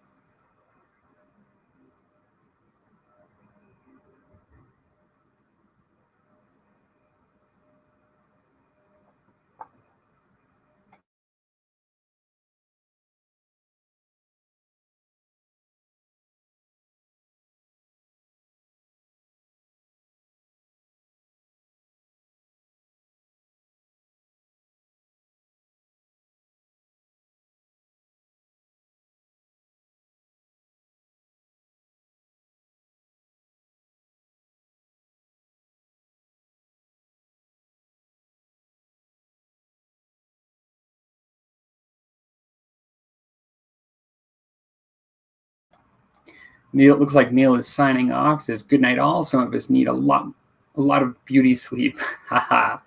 Thanks very much for joining us, Neil. Appreciate you stopping by.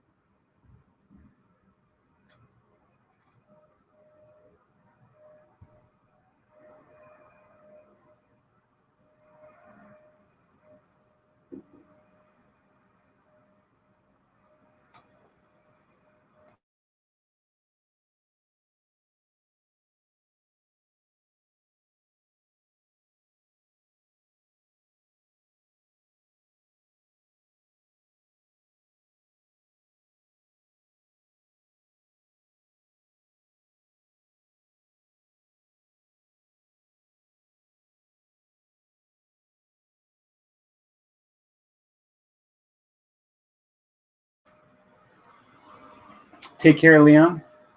Appreciate you stopping by as well.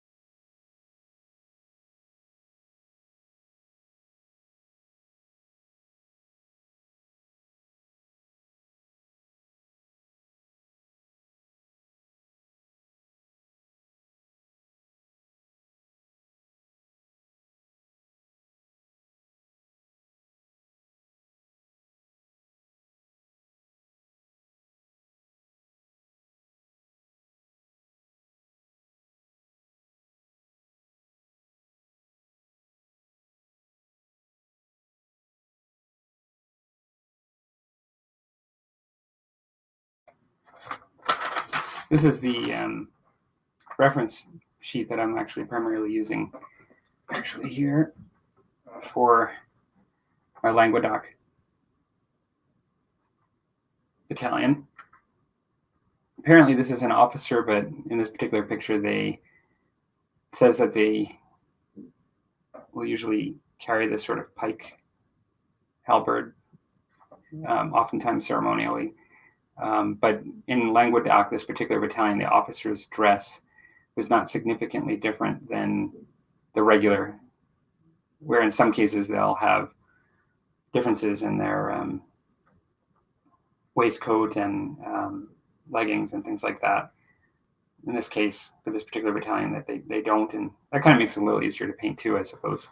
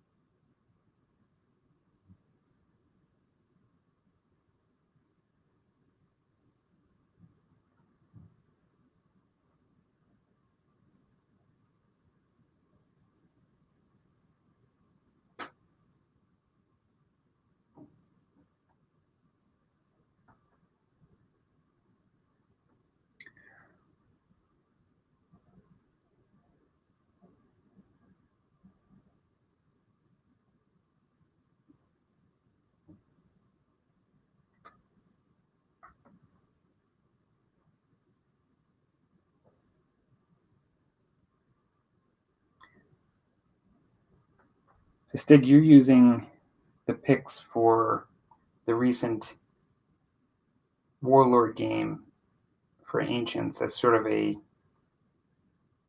mid sort of skirmish size game, maybe a little bigger than average skirmish, if I remember correct.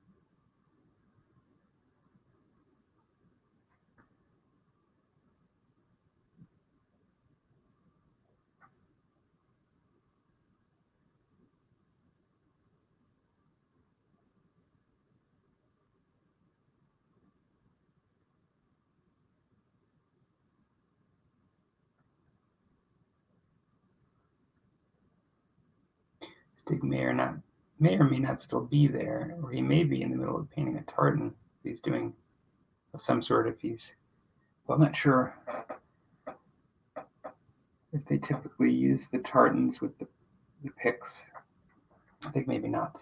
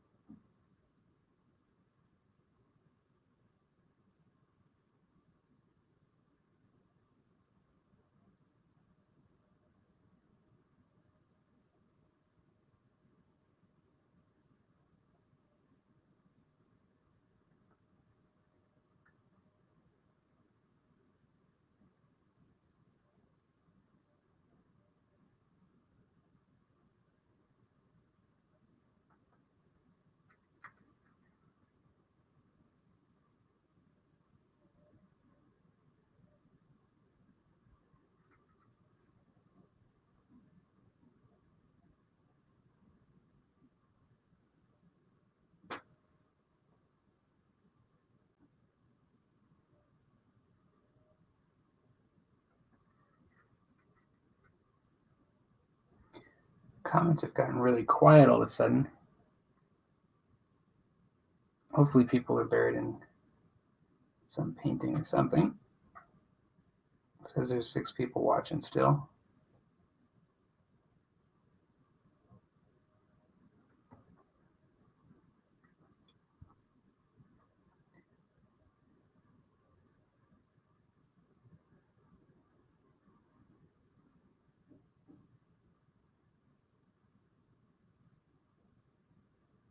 I was kind of thinking about whether I was going to paint up any more terrain for musket and tomahawks. I mean, I know I am, but at one point, but because I have most of what I need to play any French Indian war game I need, but I've always wanted to paint up a covered bridge just because of the prevalence of those in North America. I was thinking I'd like to do a nice weathered looking one, similar to the barn that I did.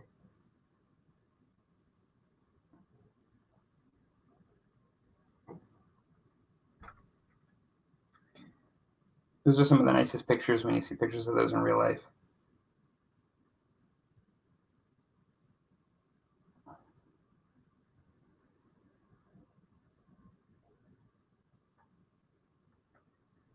And Source of Precision actually makes a pretty decent looking one. The only thing I need to make sure is that I can have it raised enough so I could fit over my river terrain from Battle in a Box, the Battle in a Box rivers set that I have.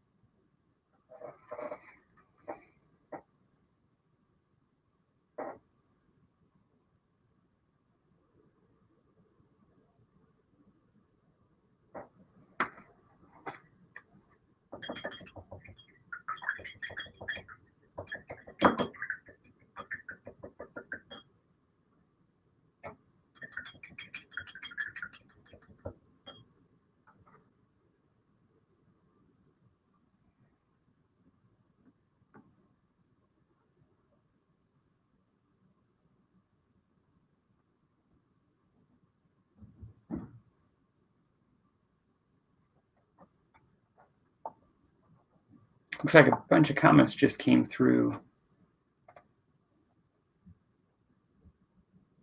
Hello, John. John says, I just ordered an MNT2. Me too, actually. Even though I was able to get a PDF for free to review the rules, I have ordered a Nick Starter pledge. I ended up getting the captain so I could get the 2 books, the cards, and the tokens. I think I am really excited about it. I actually think that it's going to be very awesome. And I've been waiting for years for it, so really excited. So glad to hear it. And I guess I just answered Derek's question. Did you pre-order Musket and Tomahawks? I did it through Brigade Games, which is still a Nick Starter, so it's still the North Star Nick Starter, but you can get it in North America also through Brigade Games. And so I did that just because it's closer. And that actually, that was probably to John, because then John says yes, and he did the Nick Starter. So there we go. I don't know. My comments just all of a sudden loaded quickly in a group. Sound like I missed them as they were coming out. Looks like that's Curtis has joined us. I'm getting it too. Planning to do more skirmish battles this year. Hey, Curtis.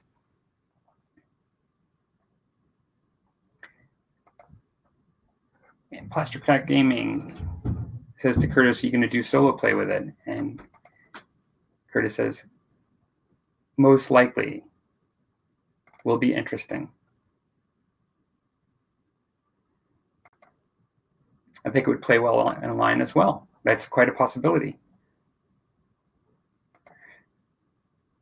Yes, Brigade Games. I've never ordered from them before. This is the first time. They were recommended to me. Actually, I think it was Chris over at Walkabout Games told me about it. And because it's a Nick Starter and just how I wasn't quite sure how it would work as far as I wanted to still support them putting it together, and it seems to me that they're doing it in collaboration, and so I don't think it really mattered to me. I think the Brigade Games is closer, and they're participating in this, and so yeah, that's how I did it. Should still be up there, and you still get I believe all the benefits of the Nick Starter, and that as people buy more and more, like they're releasing miniatures that you get, as part of that are bonuses into the rules and everything.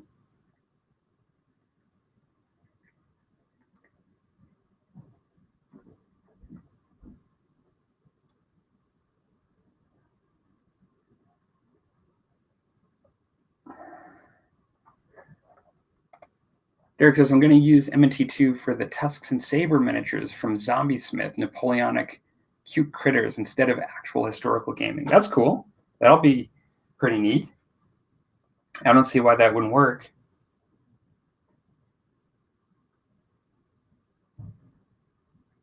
That's one of the things about Studio Tomahawk's games is they're not really selling the rules for a particular miniature line exclusively. There is a exclusive line, kind of a line that they promote with the game that's North Stars, and there's actually a new line that's coming out with this.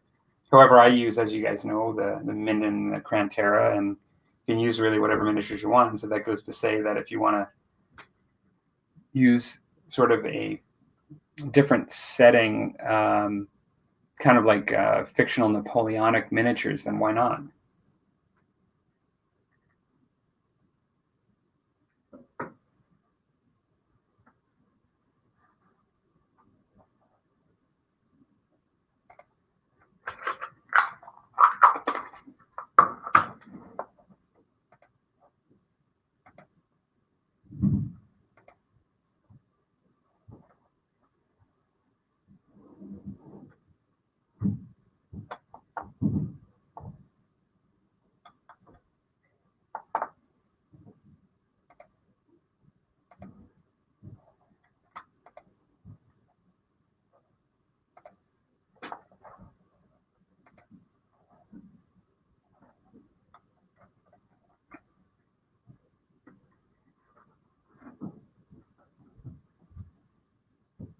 Curtis says, I'm looking forward to the Napoleonic book for M&T the most.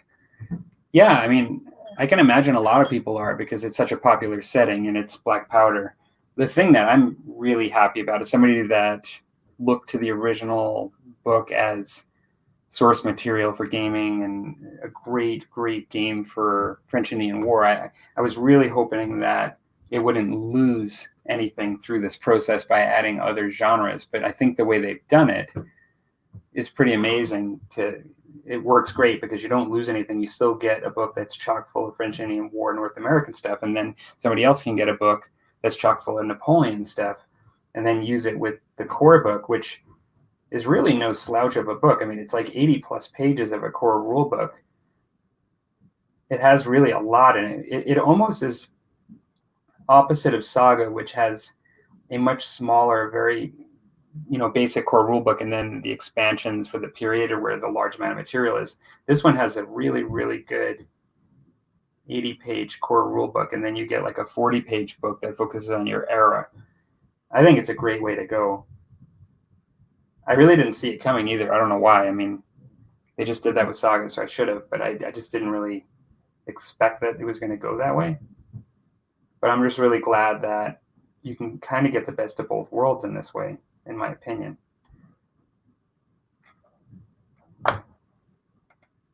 John says, I've been wanting to play 28 millimeter French Indian War for a long time, so I decided to wait for Musk and Tomahawks 2. Hope it was worth the wait. I think it will be. I think it'll be a great skirmish style game. Like Musk and Tomahawks is really narrative, scenario driven. However, I think this round is going to be of the rules is going to be very strategic in a lot of ways, and the way the card system and the command points work. The fact that you can play a card that forces your opponent to use their troop. I've never done that before in a game. And then by doing that, you get a command point. So you are giving your opponent a move during your turn, but then getting an investment out of it. But you get to choose when you're going to do it. Very interesting. I've never done that before. It's not done currently in Musk and Tomahawks. I think it's going to be really neat decision making and add some tension within the game that doesn't currently exist. I'm actually really excited about it. It's kind of why I say I don't think this is just a reskin of the first edition. It's got some cool things.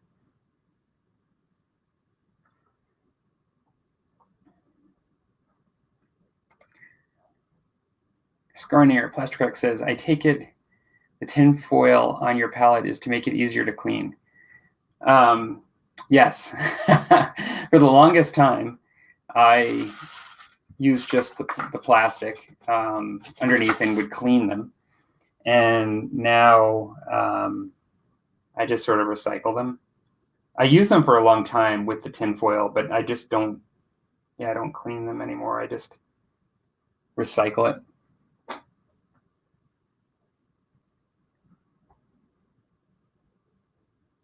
I don't know where I picked that up when I started doing that.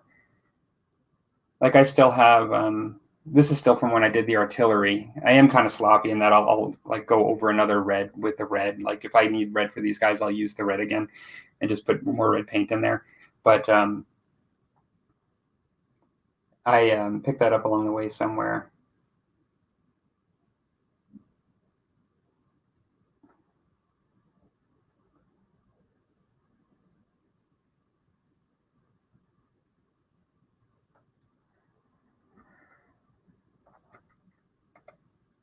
Derek X, how brutal was shipping from Brigade to Canada? Well, let me tell you. I'm going to pull it out right here.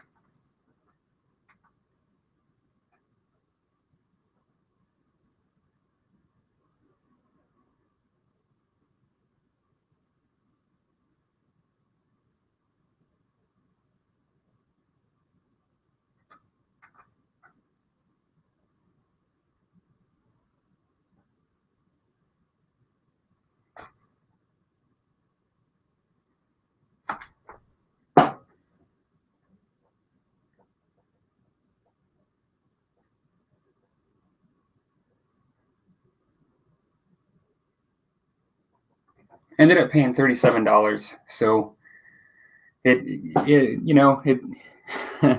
I wouldn't say it was cheap. But yeah. I'm not sure that it would have been better from the UK.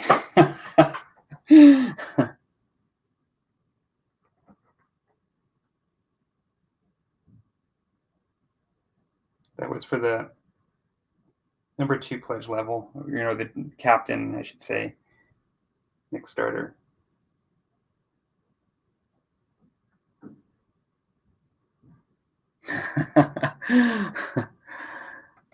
Derek says, woof. Yeah, I know they make it a point to say that if you order miniatures from them, that it's much cheaper than if you order books.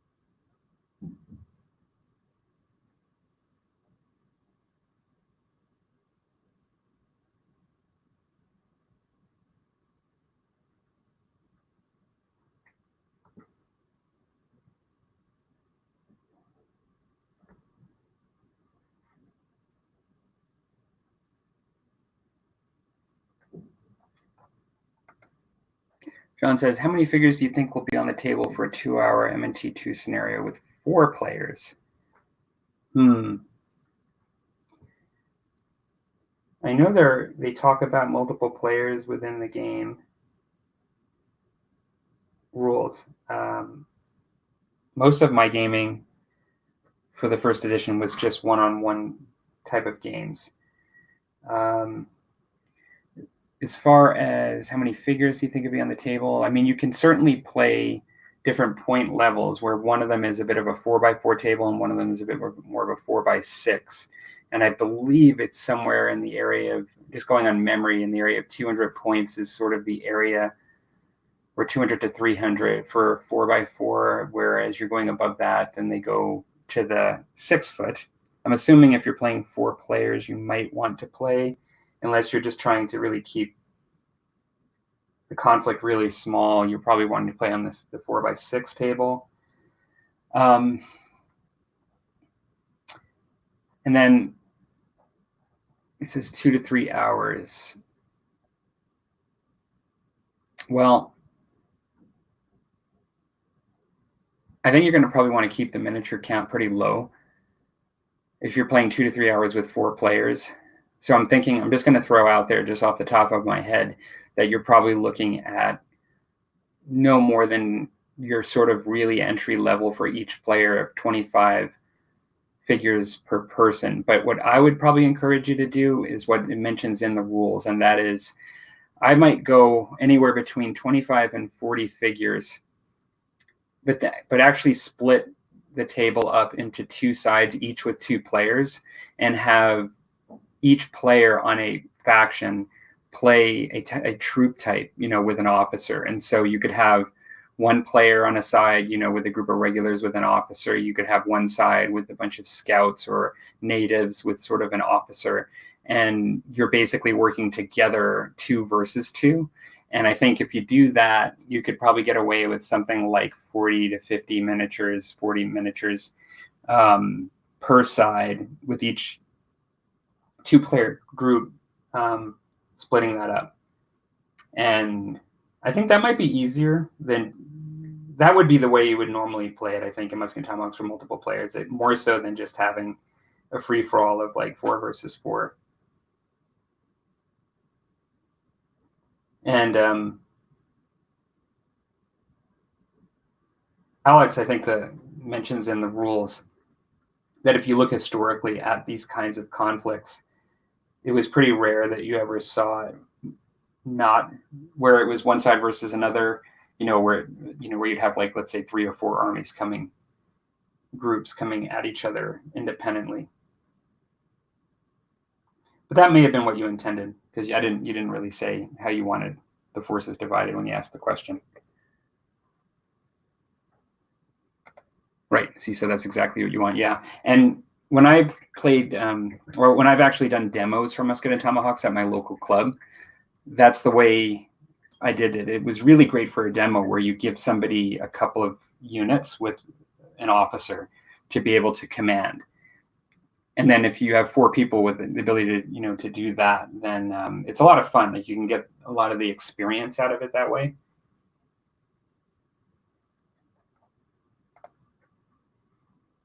Even in the first edition, that was really the only. I had a couple. You always can have a couple of situations where you have like a third player, and you're playing. Instead of playing 2 versus 2, you have a third friend show up, and you can even play 2 versus 1, and you can really still have a lot of fun that way. So that would be the only time I've ever played multiplayer is demos or the times when it was like a third person coming in. However, I think as you suggest, there's no reason why it can't be done with 4 players the same way.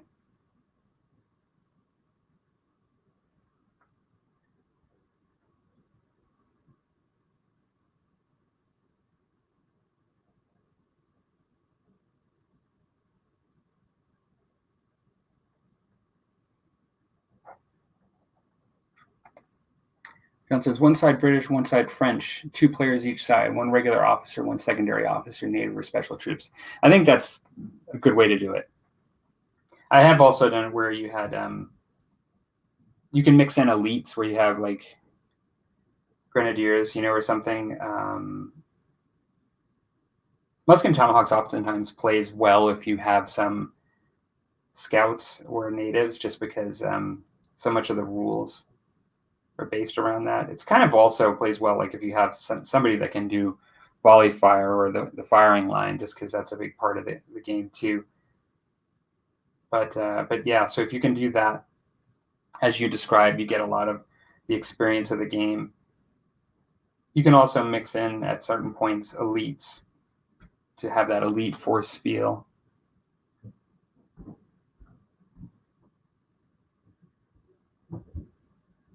I noticed in the new edition, Highlanders are classified as elites.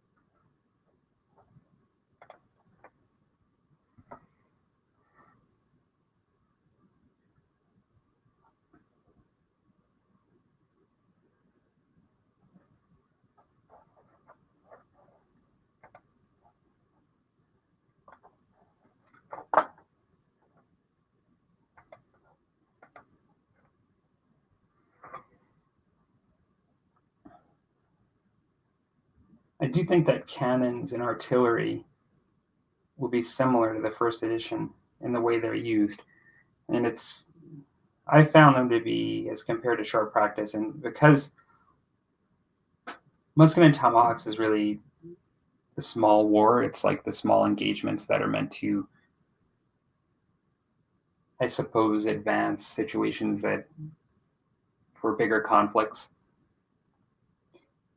The cannon isn't as a pivotal role like in these small skirmishes, or it doesn't have as much utility in many circumstances, but it can be really, like in the original game, and I think it will be in this game, very useful in certain scenarios to take out objectives and certain things. But then in a game like Short Practice, where it's a bigger battle, where they're set up more frequently historically, there's a bit more utility I found in just causing casualties and shock and things like that. And so it's interesting. You have to be really kind of selective in how you use cannon and musket and tomahawks, which I don't know that that's a bad thing. I think it's interesting.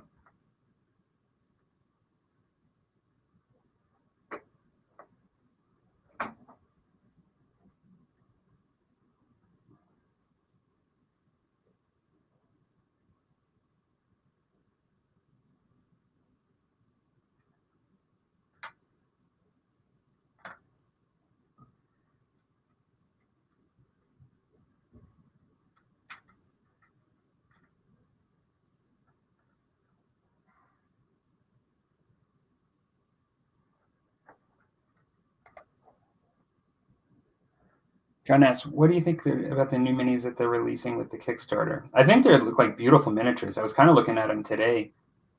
There's also stretch goals kind of that happen as more people buy. They're releasing miniatures, and I think they look great.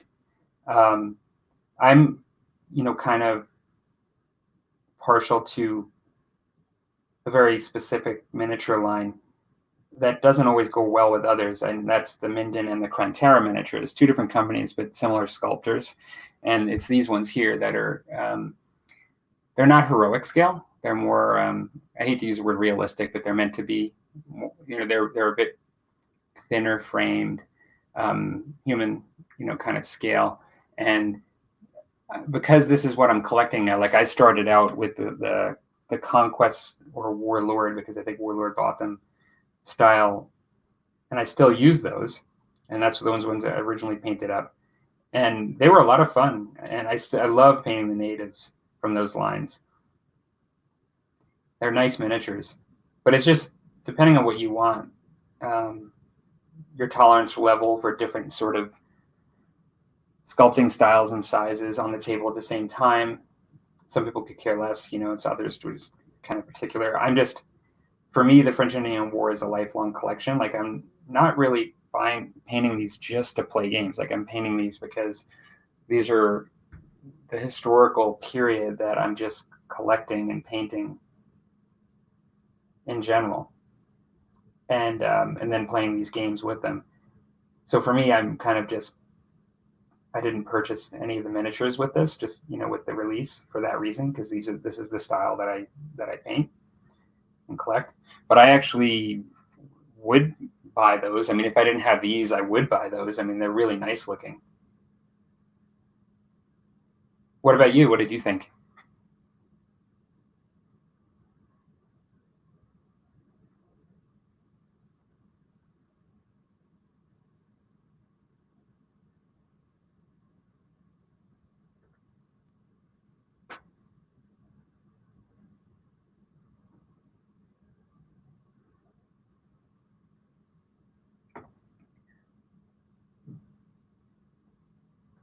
Some people like the heroics scale of miniature better on the wargaming table for visibility purposes when looking at them, and I can understand that too.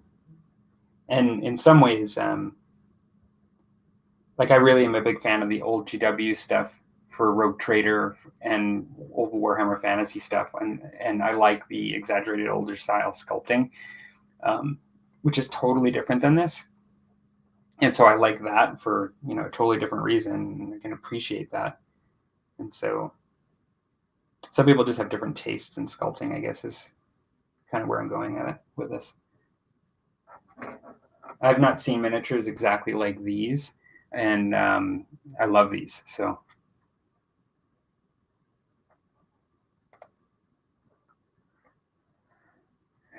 John says, I see what you mean. The Perry minis would be more of a realistic style, ? I actually prefer the Warlord style, more stylized. Yeah, I guess you could say that. I mean, the Perrys are beautiful miniatures. I've looked into those too.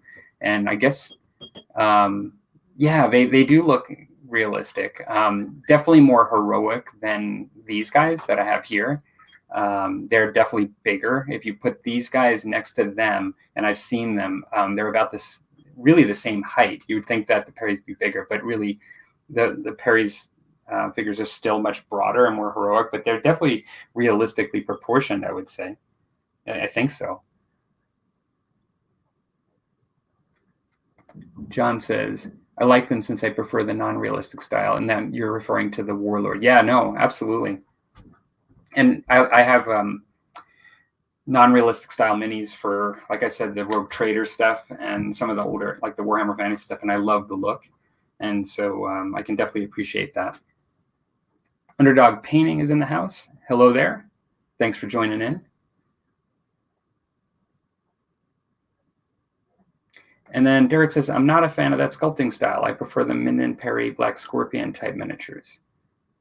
Yeah, it's to each his own, right? Everybody, it's one of those things where you get 10 different people that are into miniatures, and you put 5 different kinds of sculpts in front of them, and yeah, like you're going to get 5 different answers as far as what people like.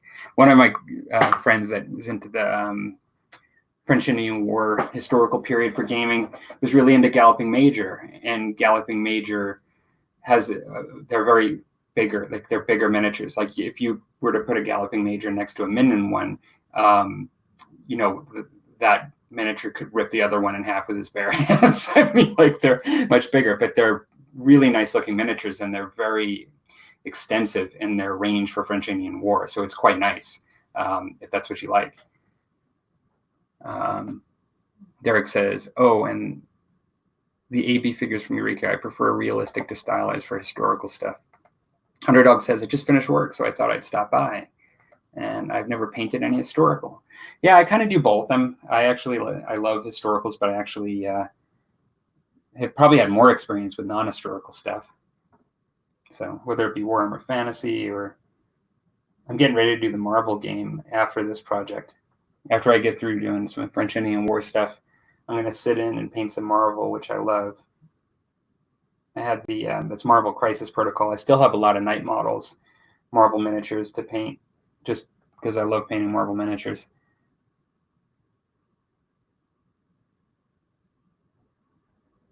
Yeah, I can really appreciate both. I kind of got into the hobby through 40K, and I discovered bolt action and Musket and Tomahawks, and ever since then, I've really loved the historical stuff too. Musket and Tomahawks is a great transition for people that are into 40K too, because if you look at the first edition at least, and it has it's even though there's a card system and some of the way you activate's different, it's not totally foreign. I find Sharp's Practice to be a bit more of a adjustment from a 40K style mechanic system.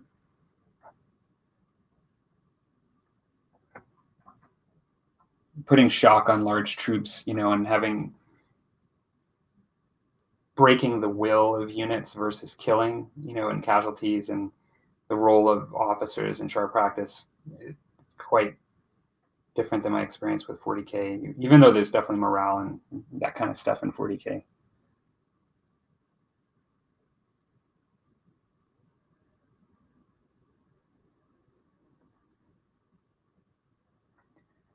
Did a video many years ago on why I like Musket and Tomahawks, and for me, a lot of it's nostalgia, because I grew up in Long Island, New York area, even though I live in Canada now, and went to school learning a lot about the Iroquois and the Native Americans in that area, and like the history around the American War of Independence and the French and Indian War, because a lot of that stuff was fought within that area of the world that I grew up in. So as a little kid in grade school and junior high, I learned about that stuff. And then later on, it just felt really nostalgic to wargame that.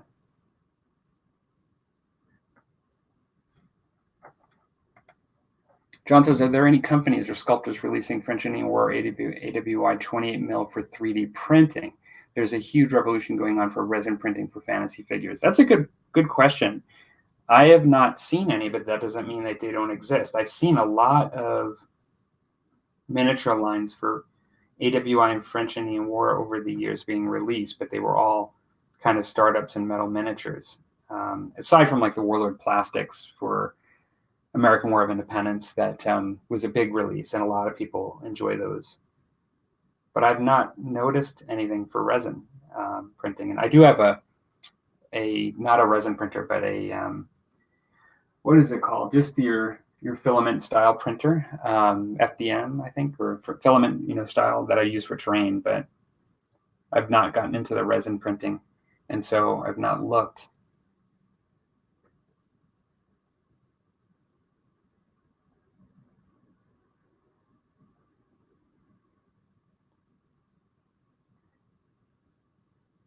I know this is kind of a big subject, and a lot of people feel quite differently about it, but I really do prefer metal miniatures overall. I'm doing this Marvel game, and it's the first time I've painted plastics in a really long time. But I really do prefer metal overall, so I'm quite happy painting my really old 40K and fantasy miniatures in metal and these guys in metal. Having said that, I don't hate, and I actually kind of look forward to painting plastic and resin too. It's just this is sort of my preference. I don't know what it is. I like the heft and the weight, and you can get tremendous detail in all of the mediums, but I love the sharp detail in some of the metal miniatures when they're cast well. Nerdling, who's painting right now, says, "Hey, Baza." And I think he's referring to Underdog Painting. I think that's Baza.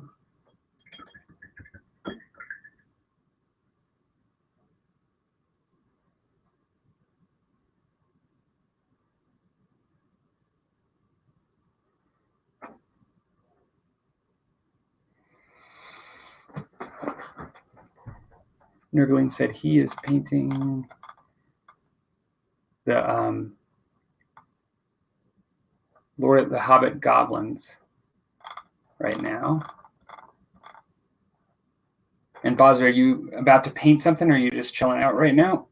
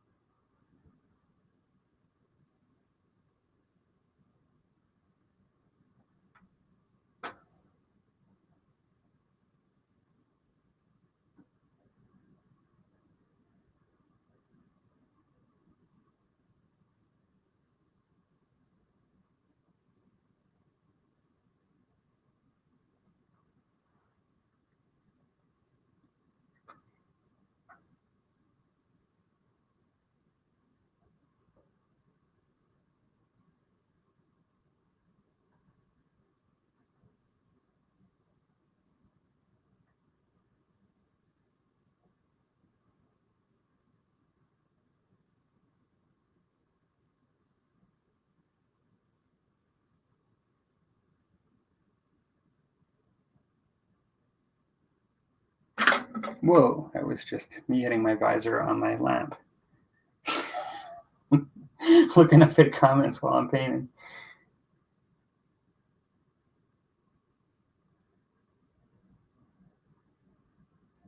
I could throw my other camera on and it would show this bald guy with a visor hunched over this miniature. It looked like the Borg.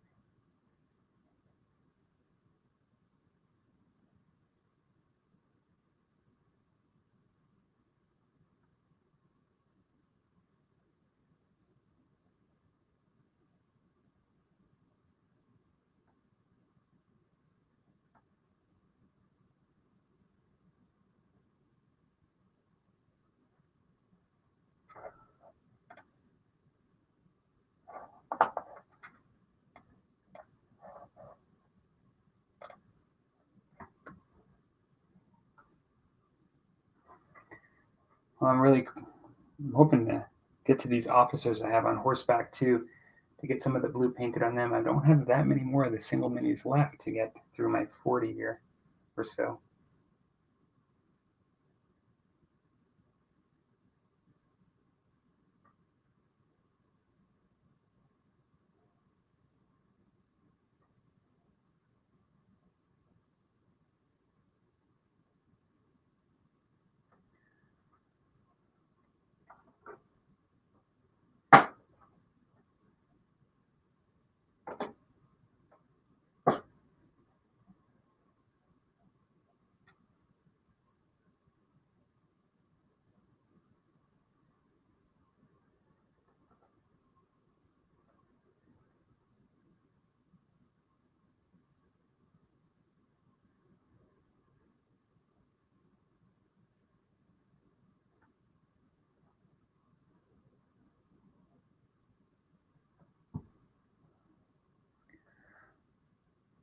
I was kind of desperate for company today when doing all this painting, and I actually even asked Curtis, because I think Curtis pretty much has this stream almost every day for painting, and so I kind of just inquired with Curtis where he had one today, but today is his sort of day off, for which he does it, like I said, almost all the time. And so that's why I decided to do this impromptu. I don't think I've ever done one of these before on the channel, but it is really great for company and to get stuff done. I really do like the Tabletop Commander Dashavalon paint and chats. Help me paint my British, just like this one. Got through a lot of painting.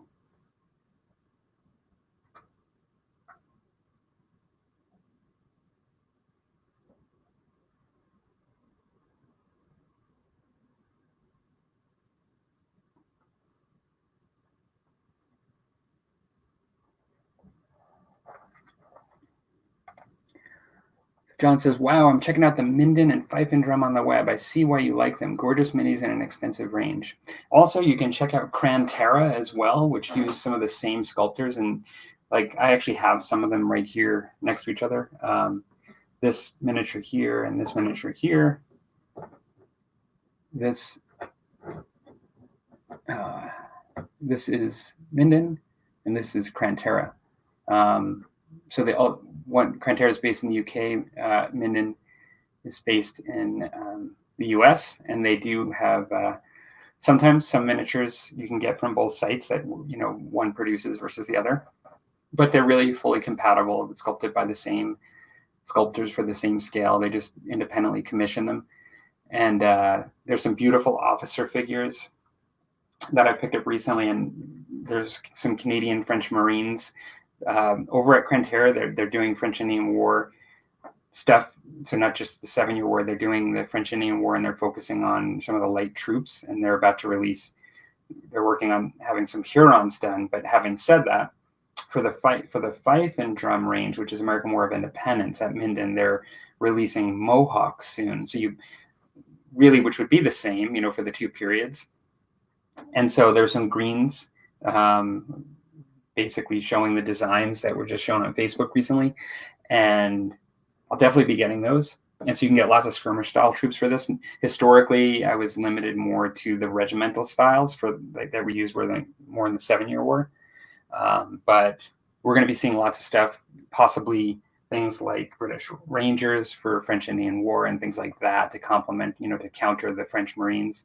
So if you like these, yeah, there's lots of opportunities always coming with these.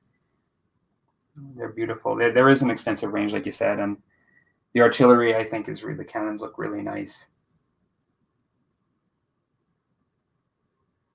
Yeah, I'm obviously a big fan. I am trying to support them to make, where I can, because to show what I'm painting that I like, that I'm purchasing from them, but just to raise awareness of the line.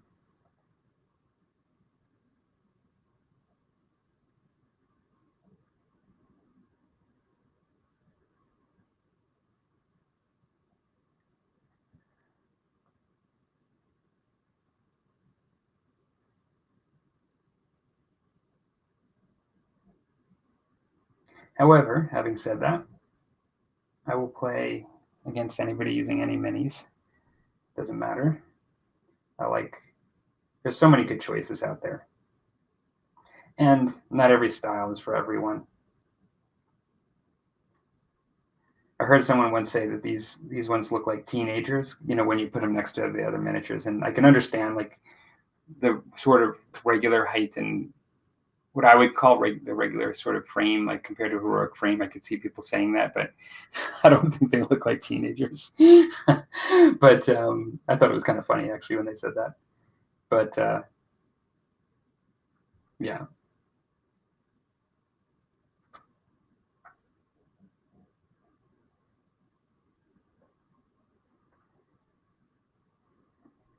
No, I've kind of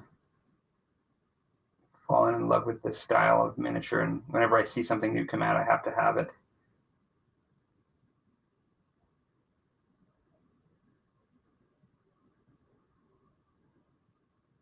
I am really looking forward to painting up the French Marines that I just got.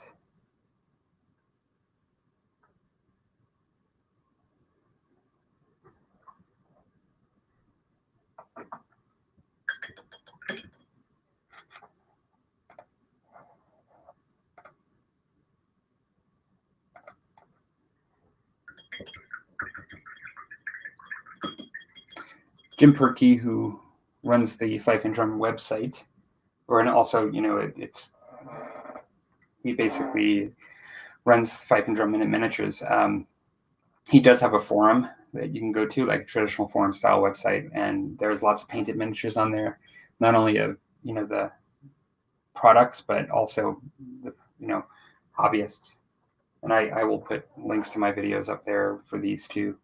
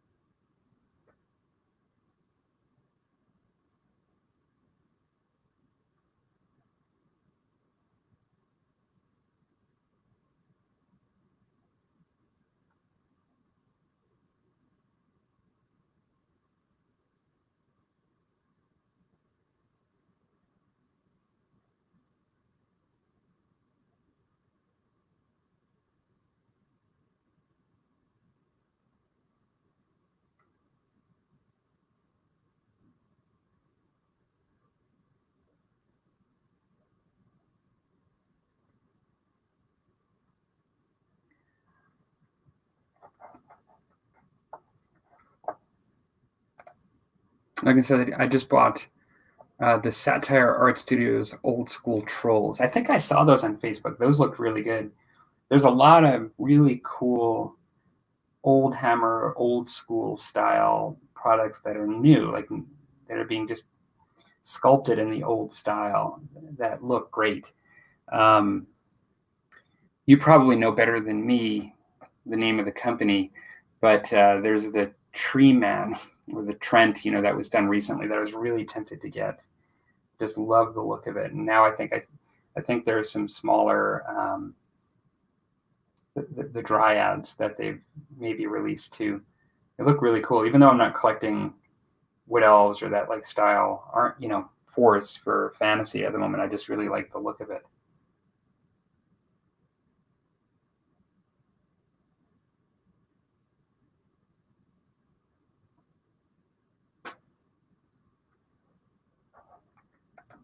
Everyone says they're a fab set, really nice classic style.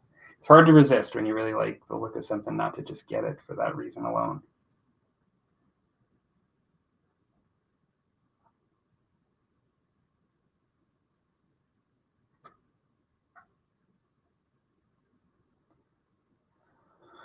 One of my wargaming buddies and I had this sort of funny inside joke and saying it's just that I'd painted up a Dungeons and Dragons resin purple worm years ago, and it was the official AD&D kind of collector's edition miniature, and I think it was done by Gale Force 9 or Micro Art Studios. It was somebody like that. I think it was Gale Force 9, maybe.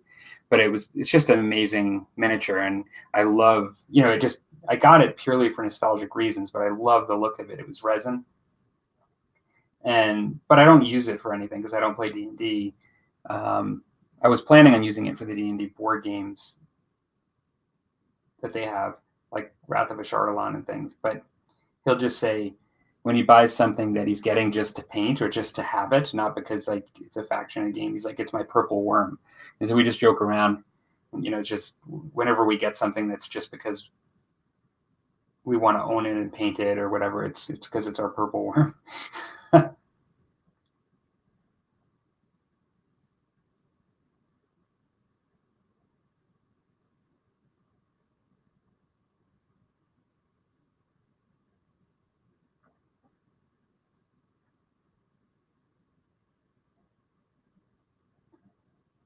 There's a really cool Dungeons and Dragons module called the Tomb of Martek, I think was the name of it. And it was blue with a purple sea of glass with a purple worm crashing through it. Old school cover of D&D module. I used to love that.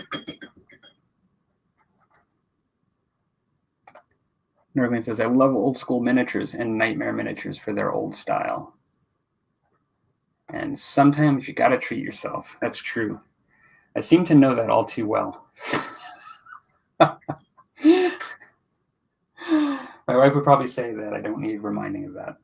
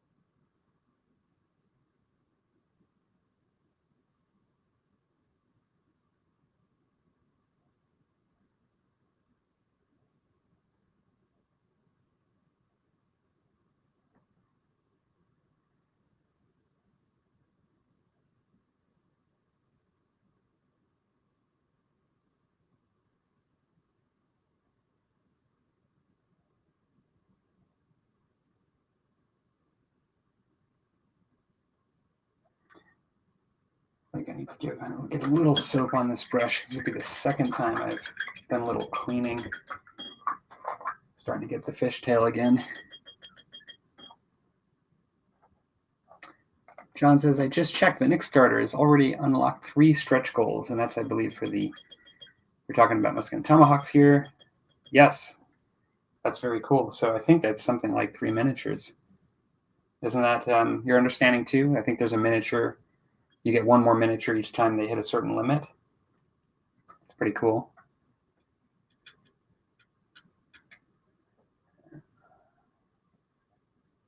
And Nurgling says, yeah, me too. And I think he's referring to the idea of needing to treat ourselves. I think I've already spent my entire year's worth of miniature allowance already, as we've just crossed into February. John says, Indian chief, Canadian officer, and a draw for a blockhouse. Yeah, and that blockhouse, now that you mentioned it, I saw that. That's the foreground blockhouse. Yeah, that's really cool. It's really nice.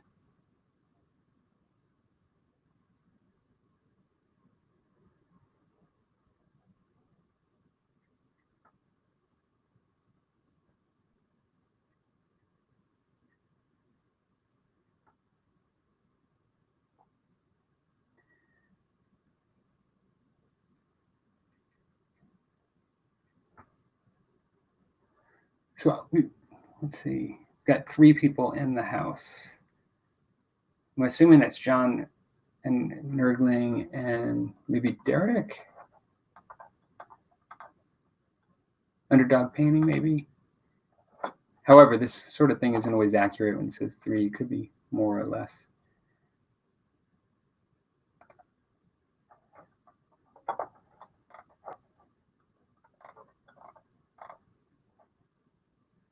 Next stretch is for the draw for a 6x4 map. That would be pretty amazing.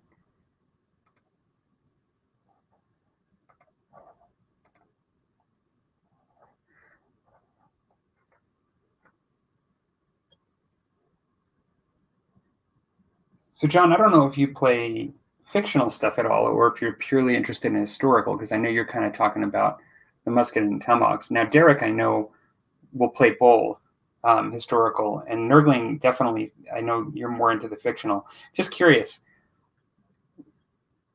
if you guys chose something that was totally different, like Nurgling, if you were to choose, I'm assuming maybe something historical that was totally different, what era you would consider? And John, assuming that maybe you don't do the fantasy stuff, that's a big assumption.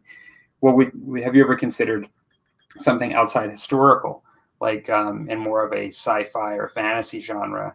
What would it be, or what is it that you like? I'm pretty sure Derek you will. I've seen you essentially kind of like myself will really dabble in both.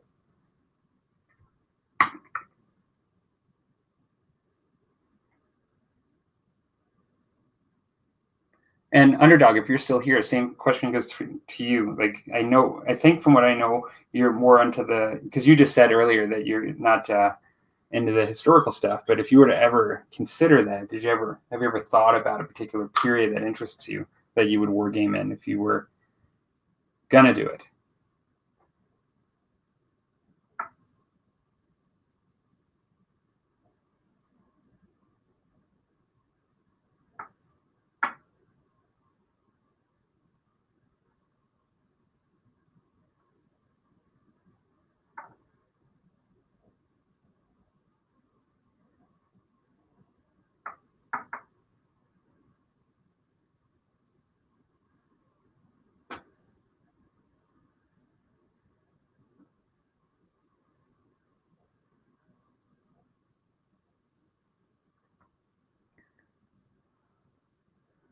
Nurgling says, I would probably go medieval. I like the classic crusader look of knights. That's it. That's definitely a popular setting within historical wargamers. War of the Roses, stuff like that, really popular. I could definitely see that. Growing up, I liked all the Excalibur kind of stuff, and could see the appeal. There's also the nice side effect that if you really, you can potentially use miniatures that are knights and all that kind of stuff, and go back and forth between medieval and fantasy with them. Cross purposes for miniatures is always nice. On my old Hammer video, I even show, I believe I show Anglo-Dane sort of Viking style miniatures fighting with a giant, just because it just totally looks perfect to me.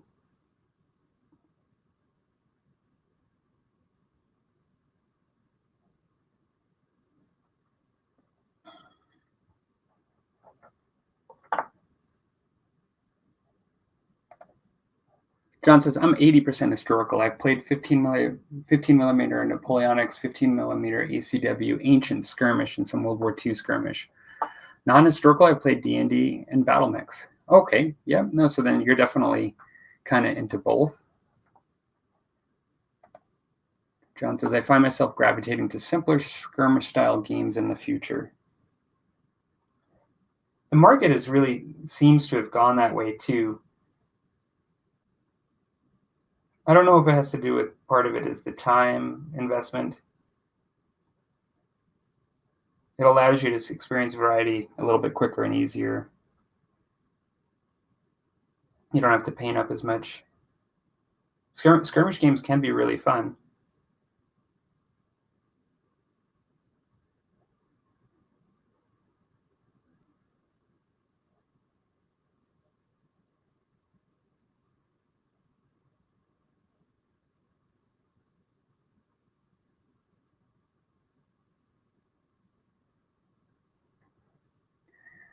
One of the subscribers to my channel, longtime subscriber, Robert Chisholm, I remember him once saying that I don't know if I got the exact number right, but he said something to the effect that, like, from his understanding, anything less than 1,000 troops would be considered skirmish based on actual historical context.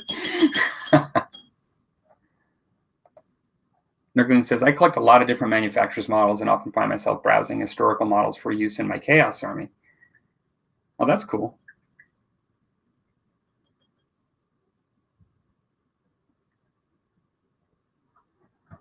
Would you be using them as like chaos thugs or something like that, like peasants and marauders and things like that?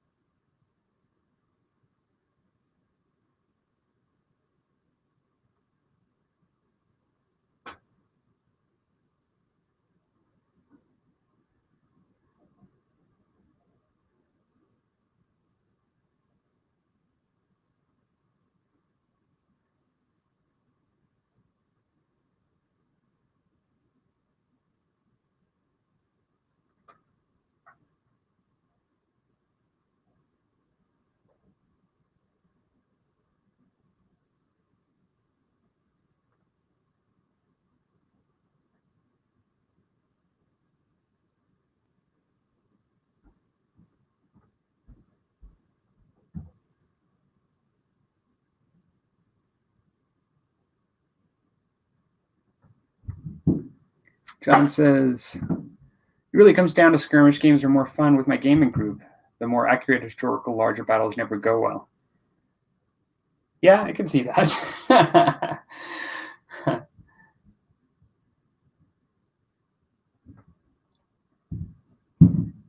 I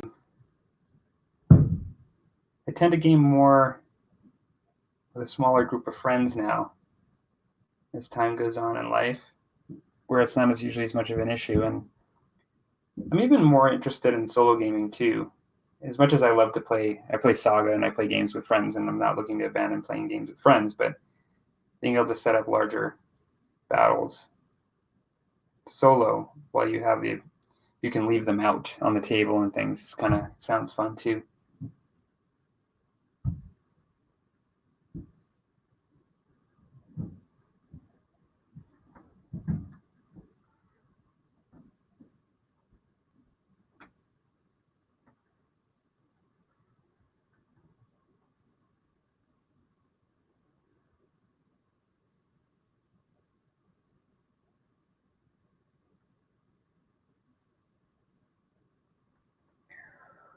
Derek says, yeah, I jump back and forth between historical and fictional, and it's all warband to skirmish side stuff.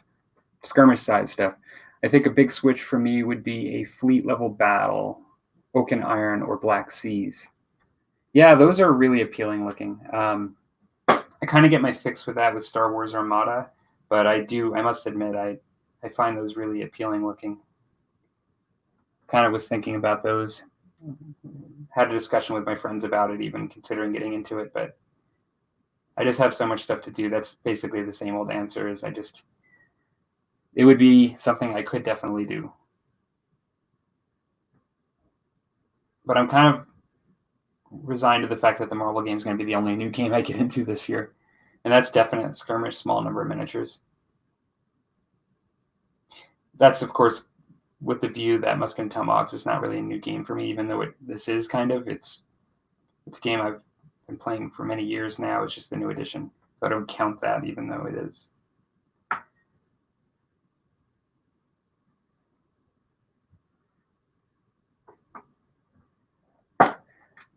Nurgling says, picks, Gauls, and the like from Marauders, Thugs, Knights as Chaos Warriors, etc. I have not taken the plunge yet, though, as that would open up another Pandora's box of collecting for me. Totally understandable. Yeah, you don't have to say that twice.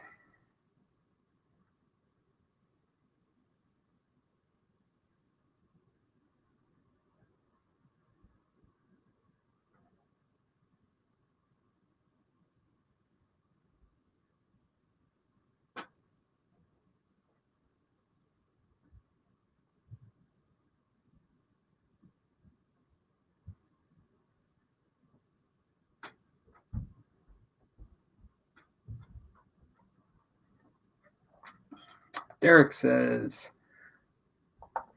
or the superhero comic. And for me, that would be 2000 AD Judge Dredd stuff from Warlord. Yeah, I've been watching people get into that.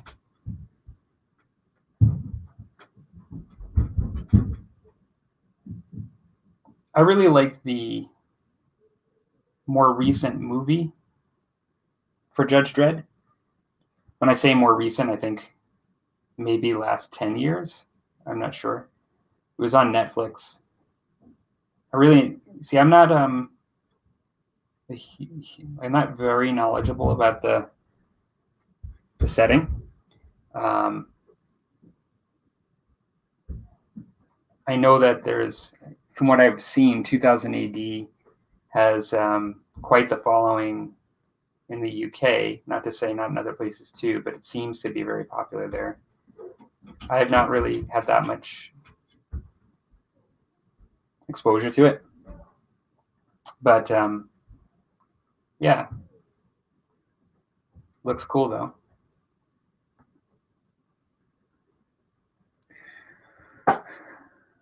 Nurgling says, my Chaos Army was originally just going to be pre-Slaughter. Now it's every pre-Slaughter Chaos Warrior, the whole 80s and 90s Chaos collection, including all the medals.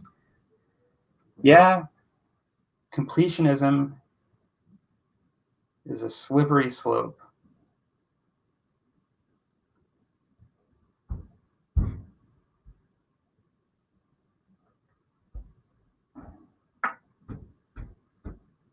It's really hard when you like something to say no, or to say that that's enough to stop there when other things are available, or even to have, as I said earlier, to be able to not say that I must have it.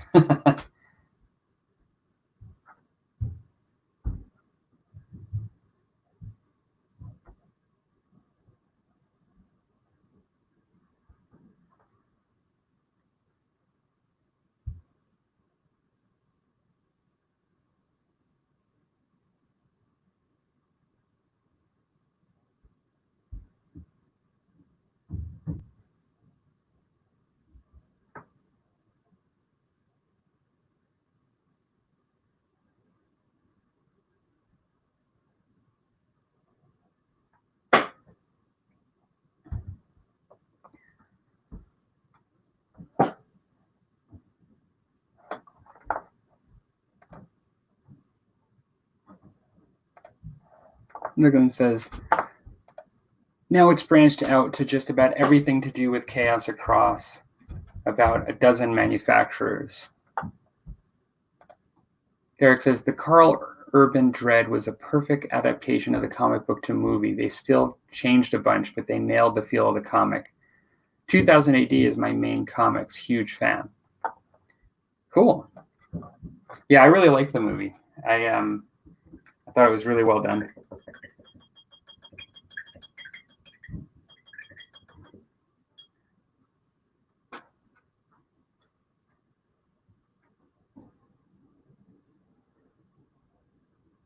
Doing my officer here.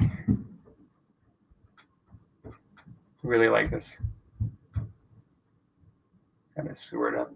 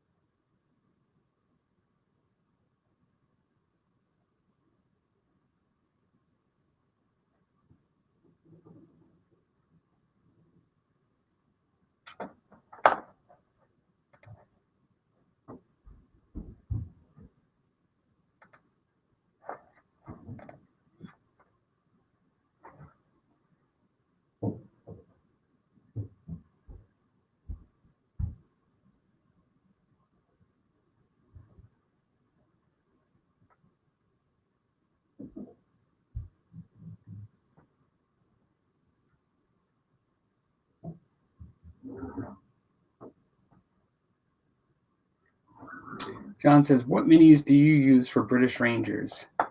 To be honest, it's probably the only, with my original collection before Minden, it was the only set of miniatures that I didn't have. I typically, for the British, always used Iroquois warbands, and troop units for scouting in the woods, and I never really had them.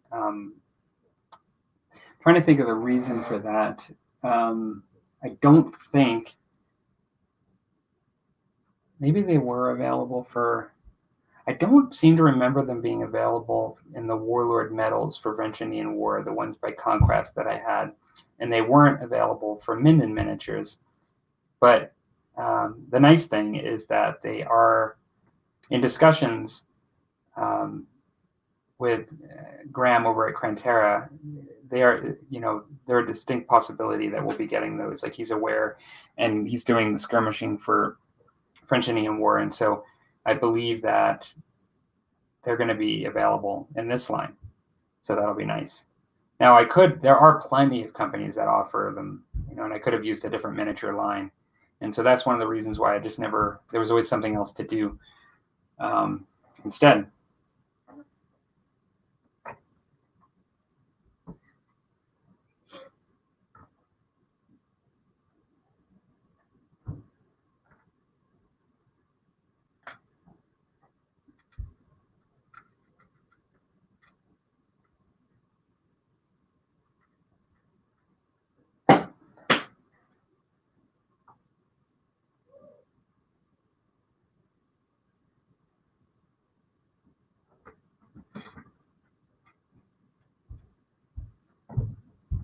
Sorry about that. I was looking at my mounted officer that I hear from before.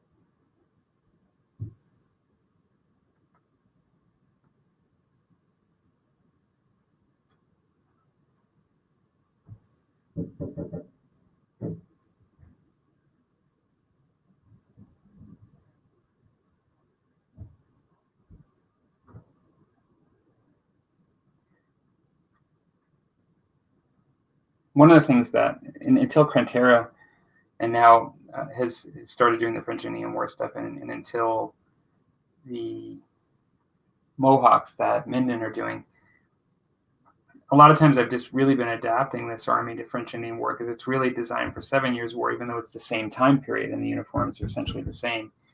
It's been really meant for the bigger battles. And if you look at their website, they have stuff for really large scale continental 7-year war battles in Europe. And so I've had to really adapt my liking for these miniatures to be able to fit them into using French Indian War. But now sort of things have changed in the last year or so. And now not only can I use all these troops for my regulars and fusiliers and grenadiers and artillery, but now I can now start to get all these skirmishing units as well, and natives and other things. And so really, it's a great time if you like these miniatures to be able to use them for French Indian War.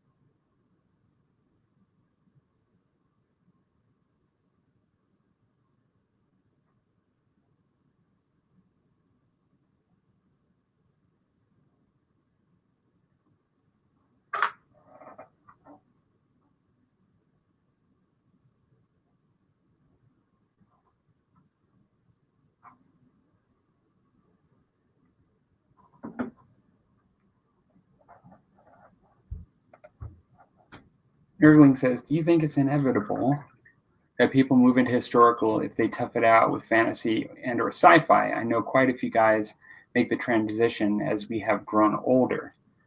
That's a good question. I don't necessarily think so. I really think it depends on the person and their interests and things, because I know lots of people that make the transition from, let's say, fantasy style miniature games to just switching to board games and not even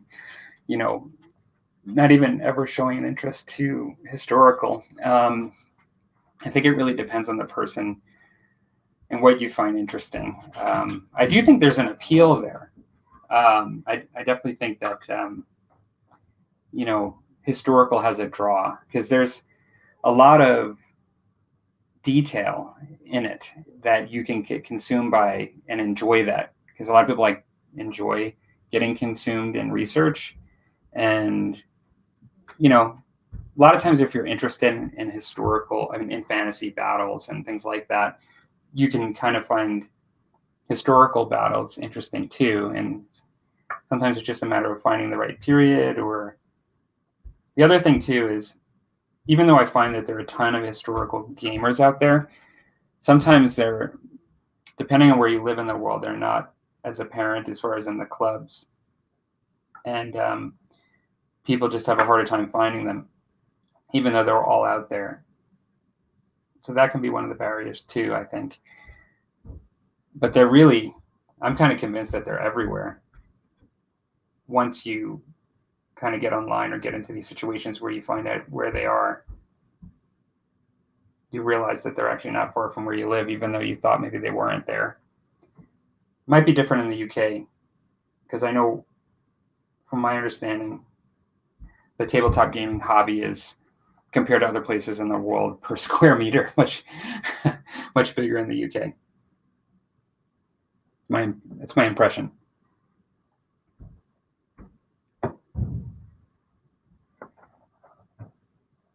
I don't know. That's my thought. What do you guys think?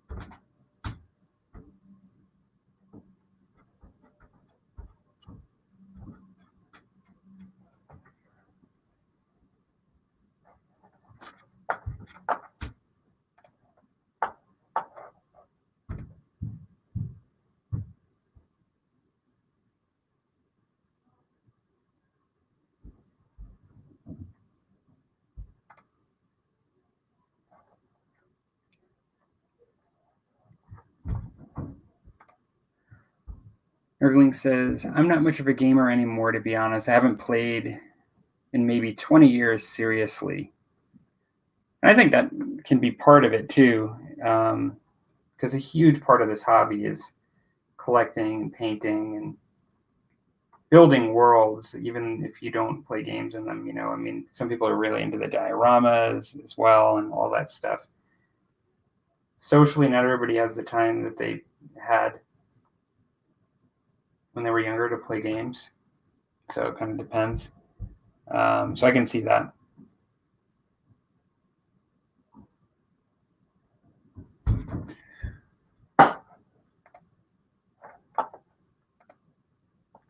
Everyone says, I collect and paint these days.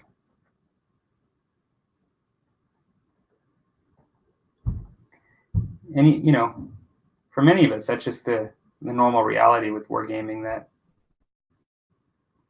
you can spend 90% time painting and hopefully you enjoy that, and then 10% gaming. I've had times where I might actually get the gaming up to 30, 40% actually, even if I make time every week. But it's not always the case.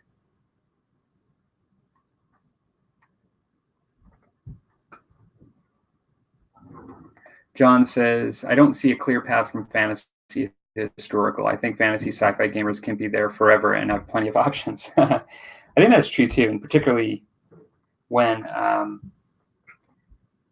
in today's world where there seems like there's always something being released at any one time.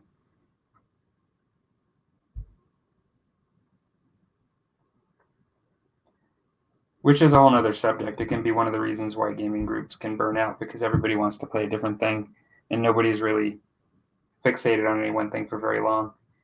That can be tough. And that's not just a sci-fi fantasy phenomena. That's, I think, a wargaming phenomena.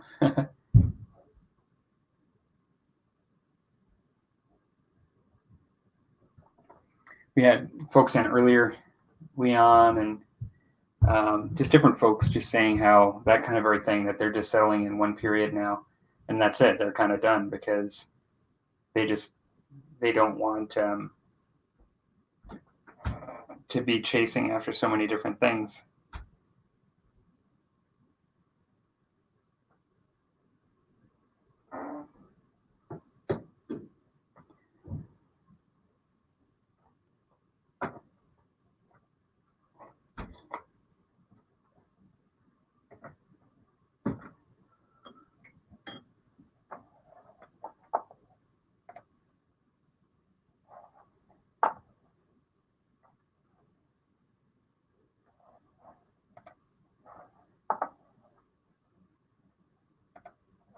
Derek says, the path for me was fantasy games that heavily lean on actual historical events, also board games. Went from popular games and started adding chit-based war games, largely based on personal interest.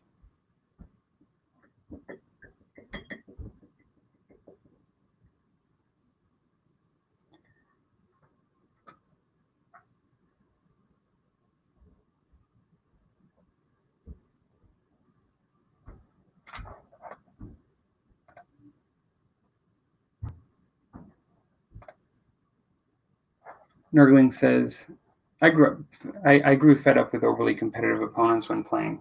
I can understand that. I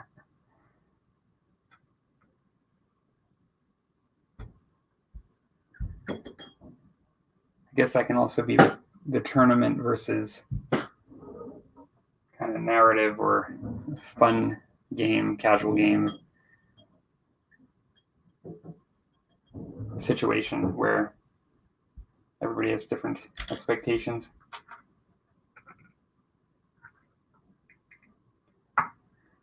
Well, I am getting ready here to sign off pretty soon. I'm at 3.5 hours, which is nothing compared to what Curtis typically does with his painting, but that's a pretty good stream session for me, painting session. I don't think I've eaten anything since breakfast, so I'm going to go see pretty soon what other people at the Heresy House are doing.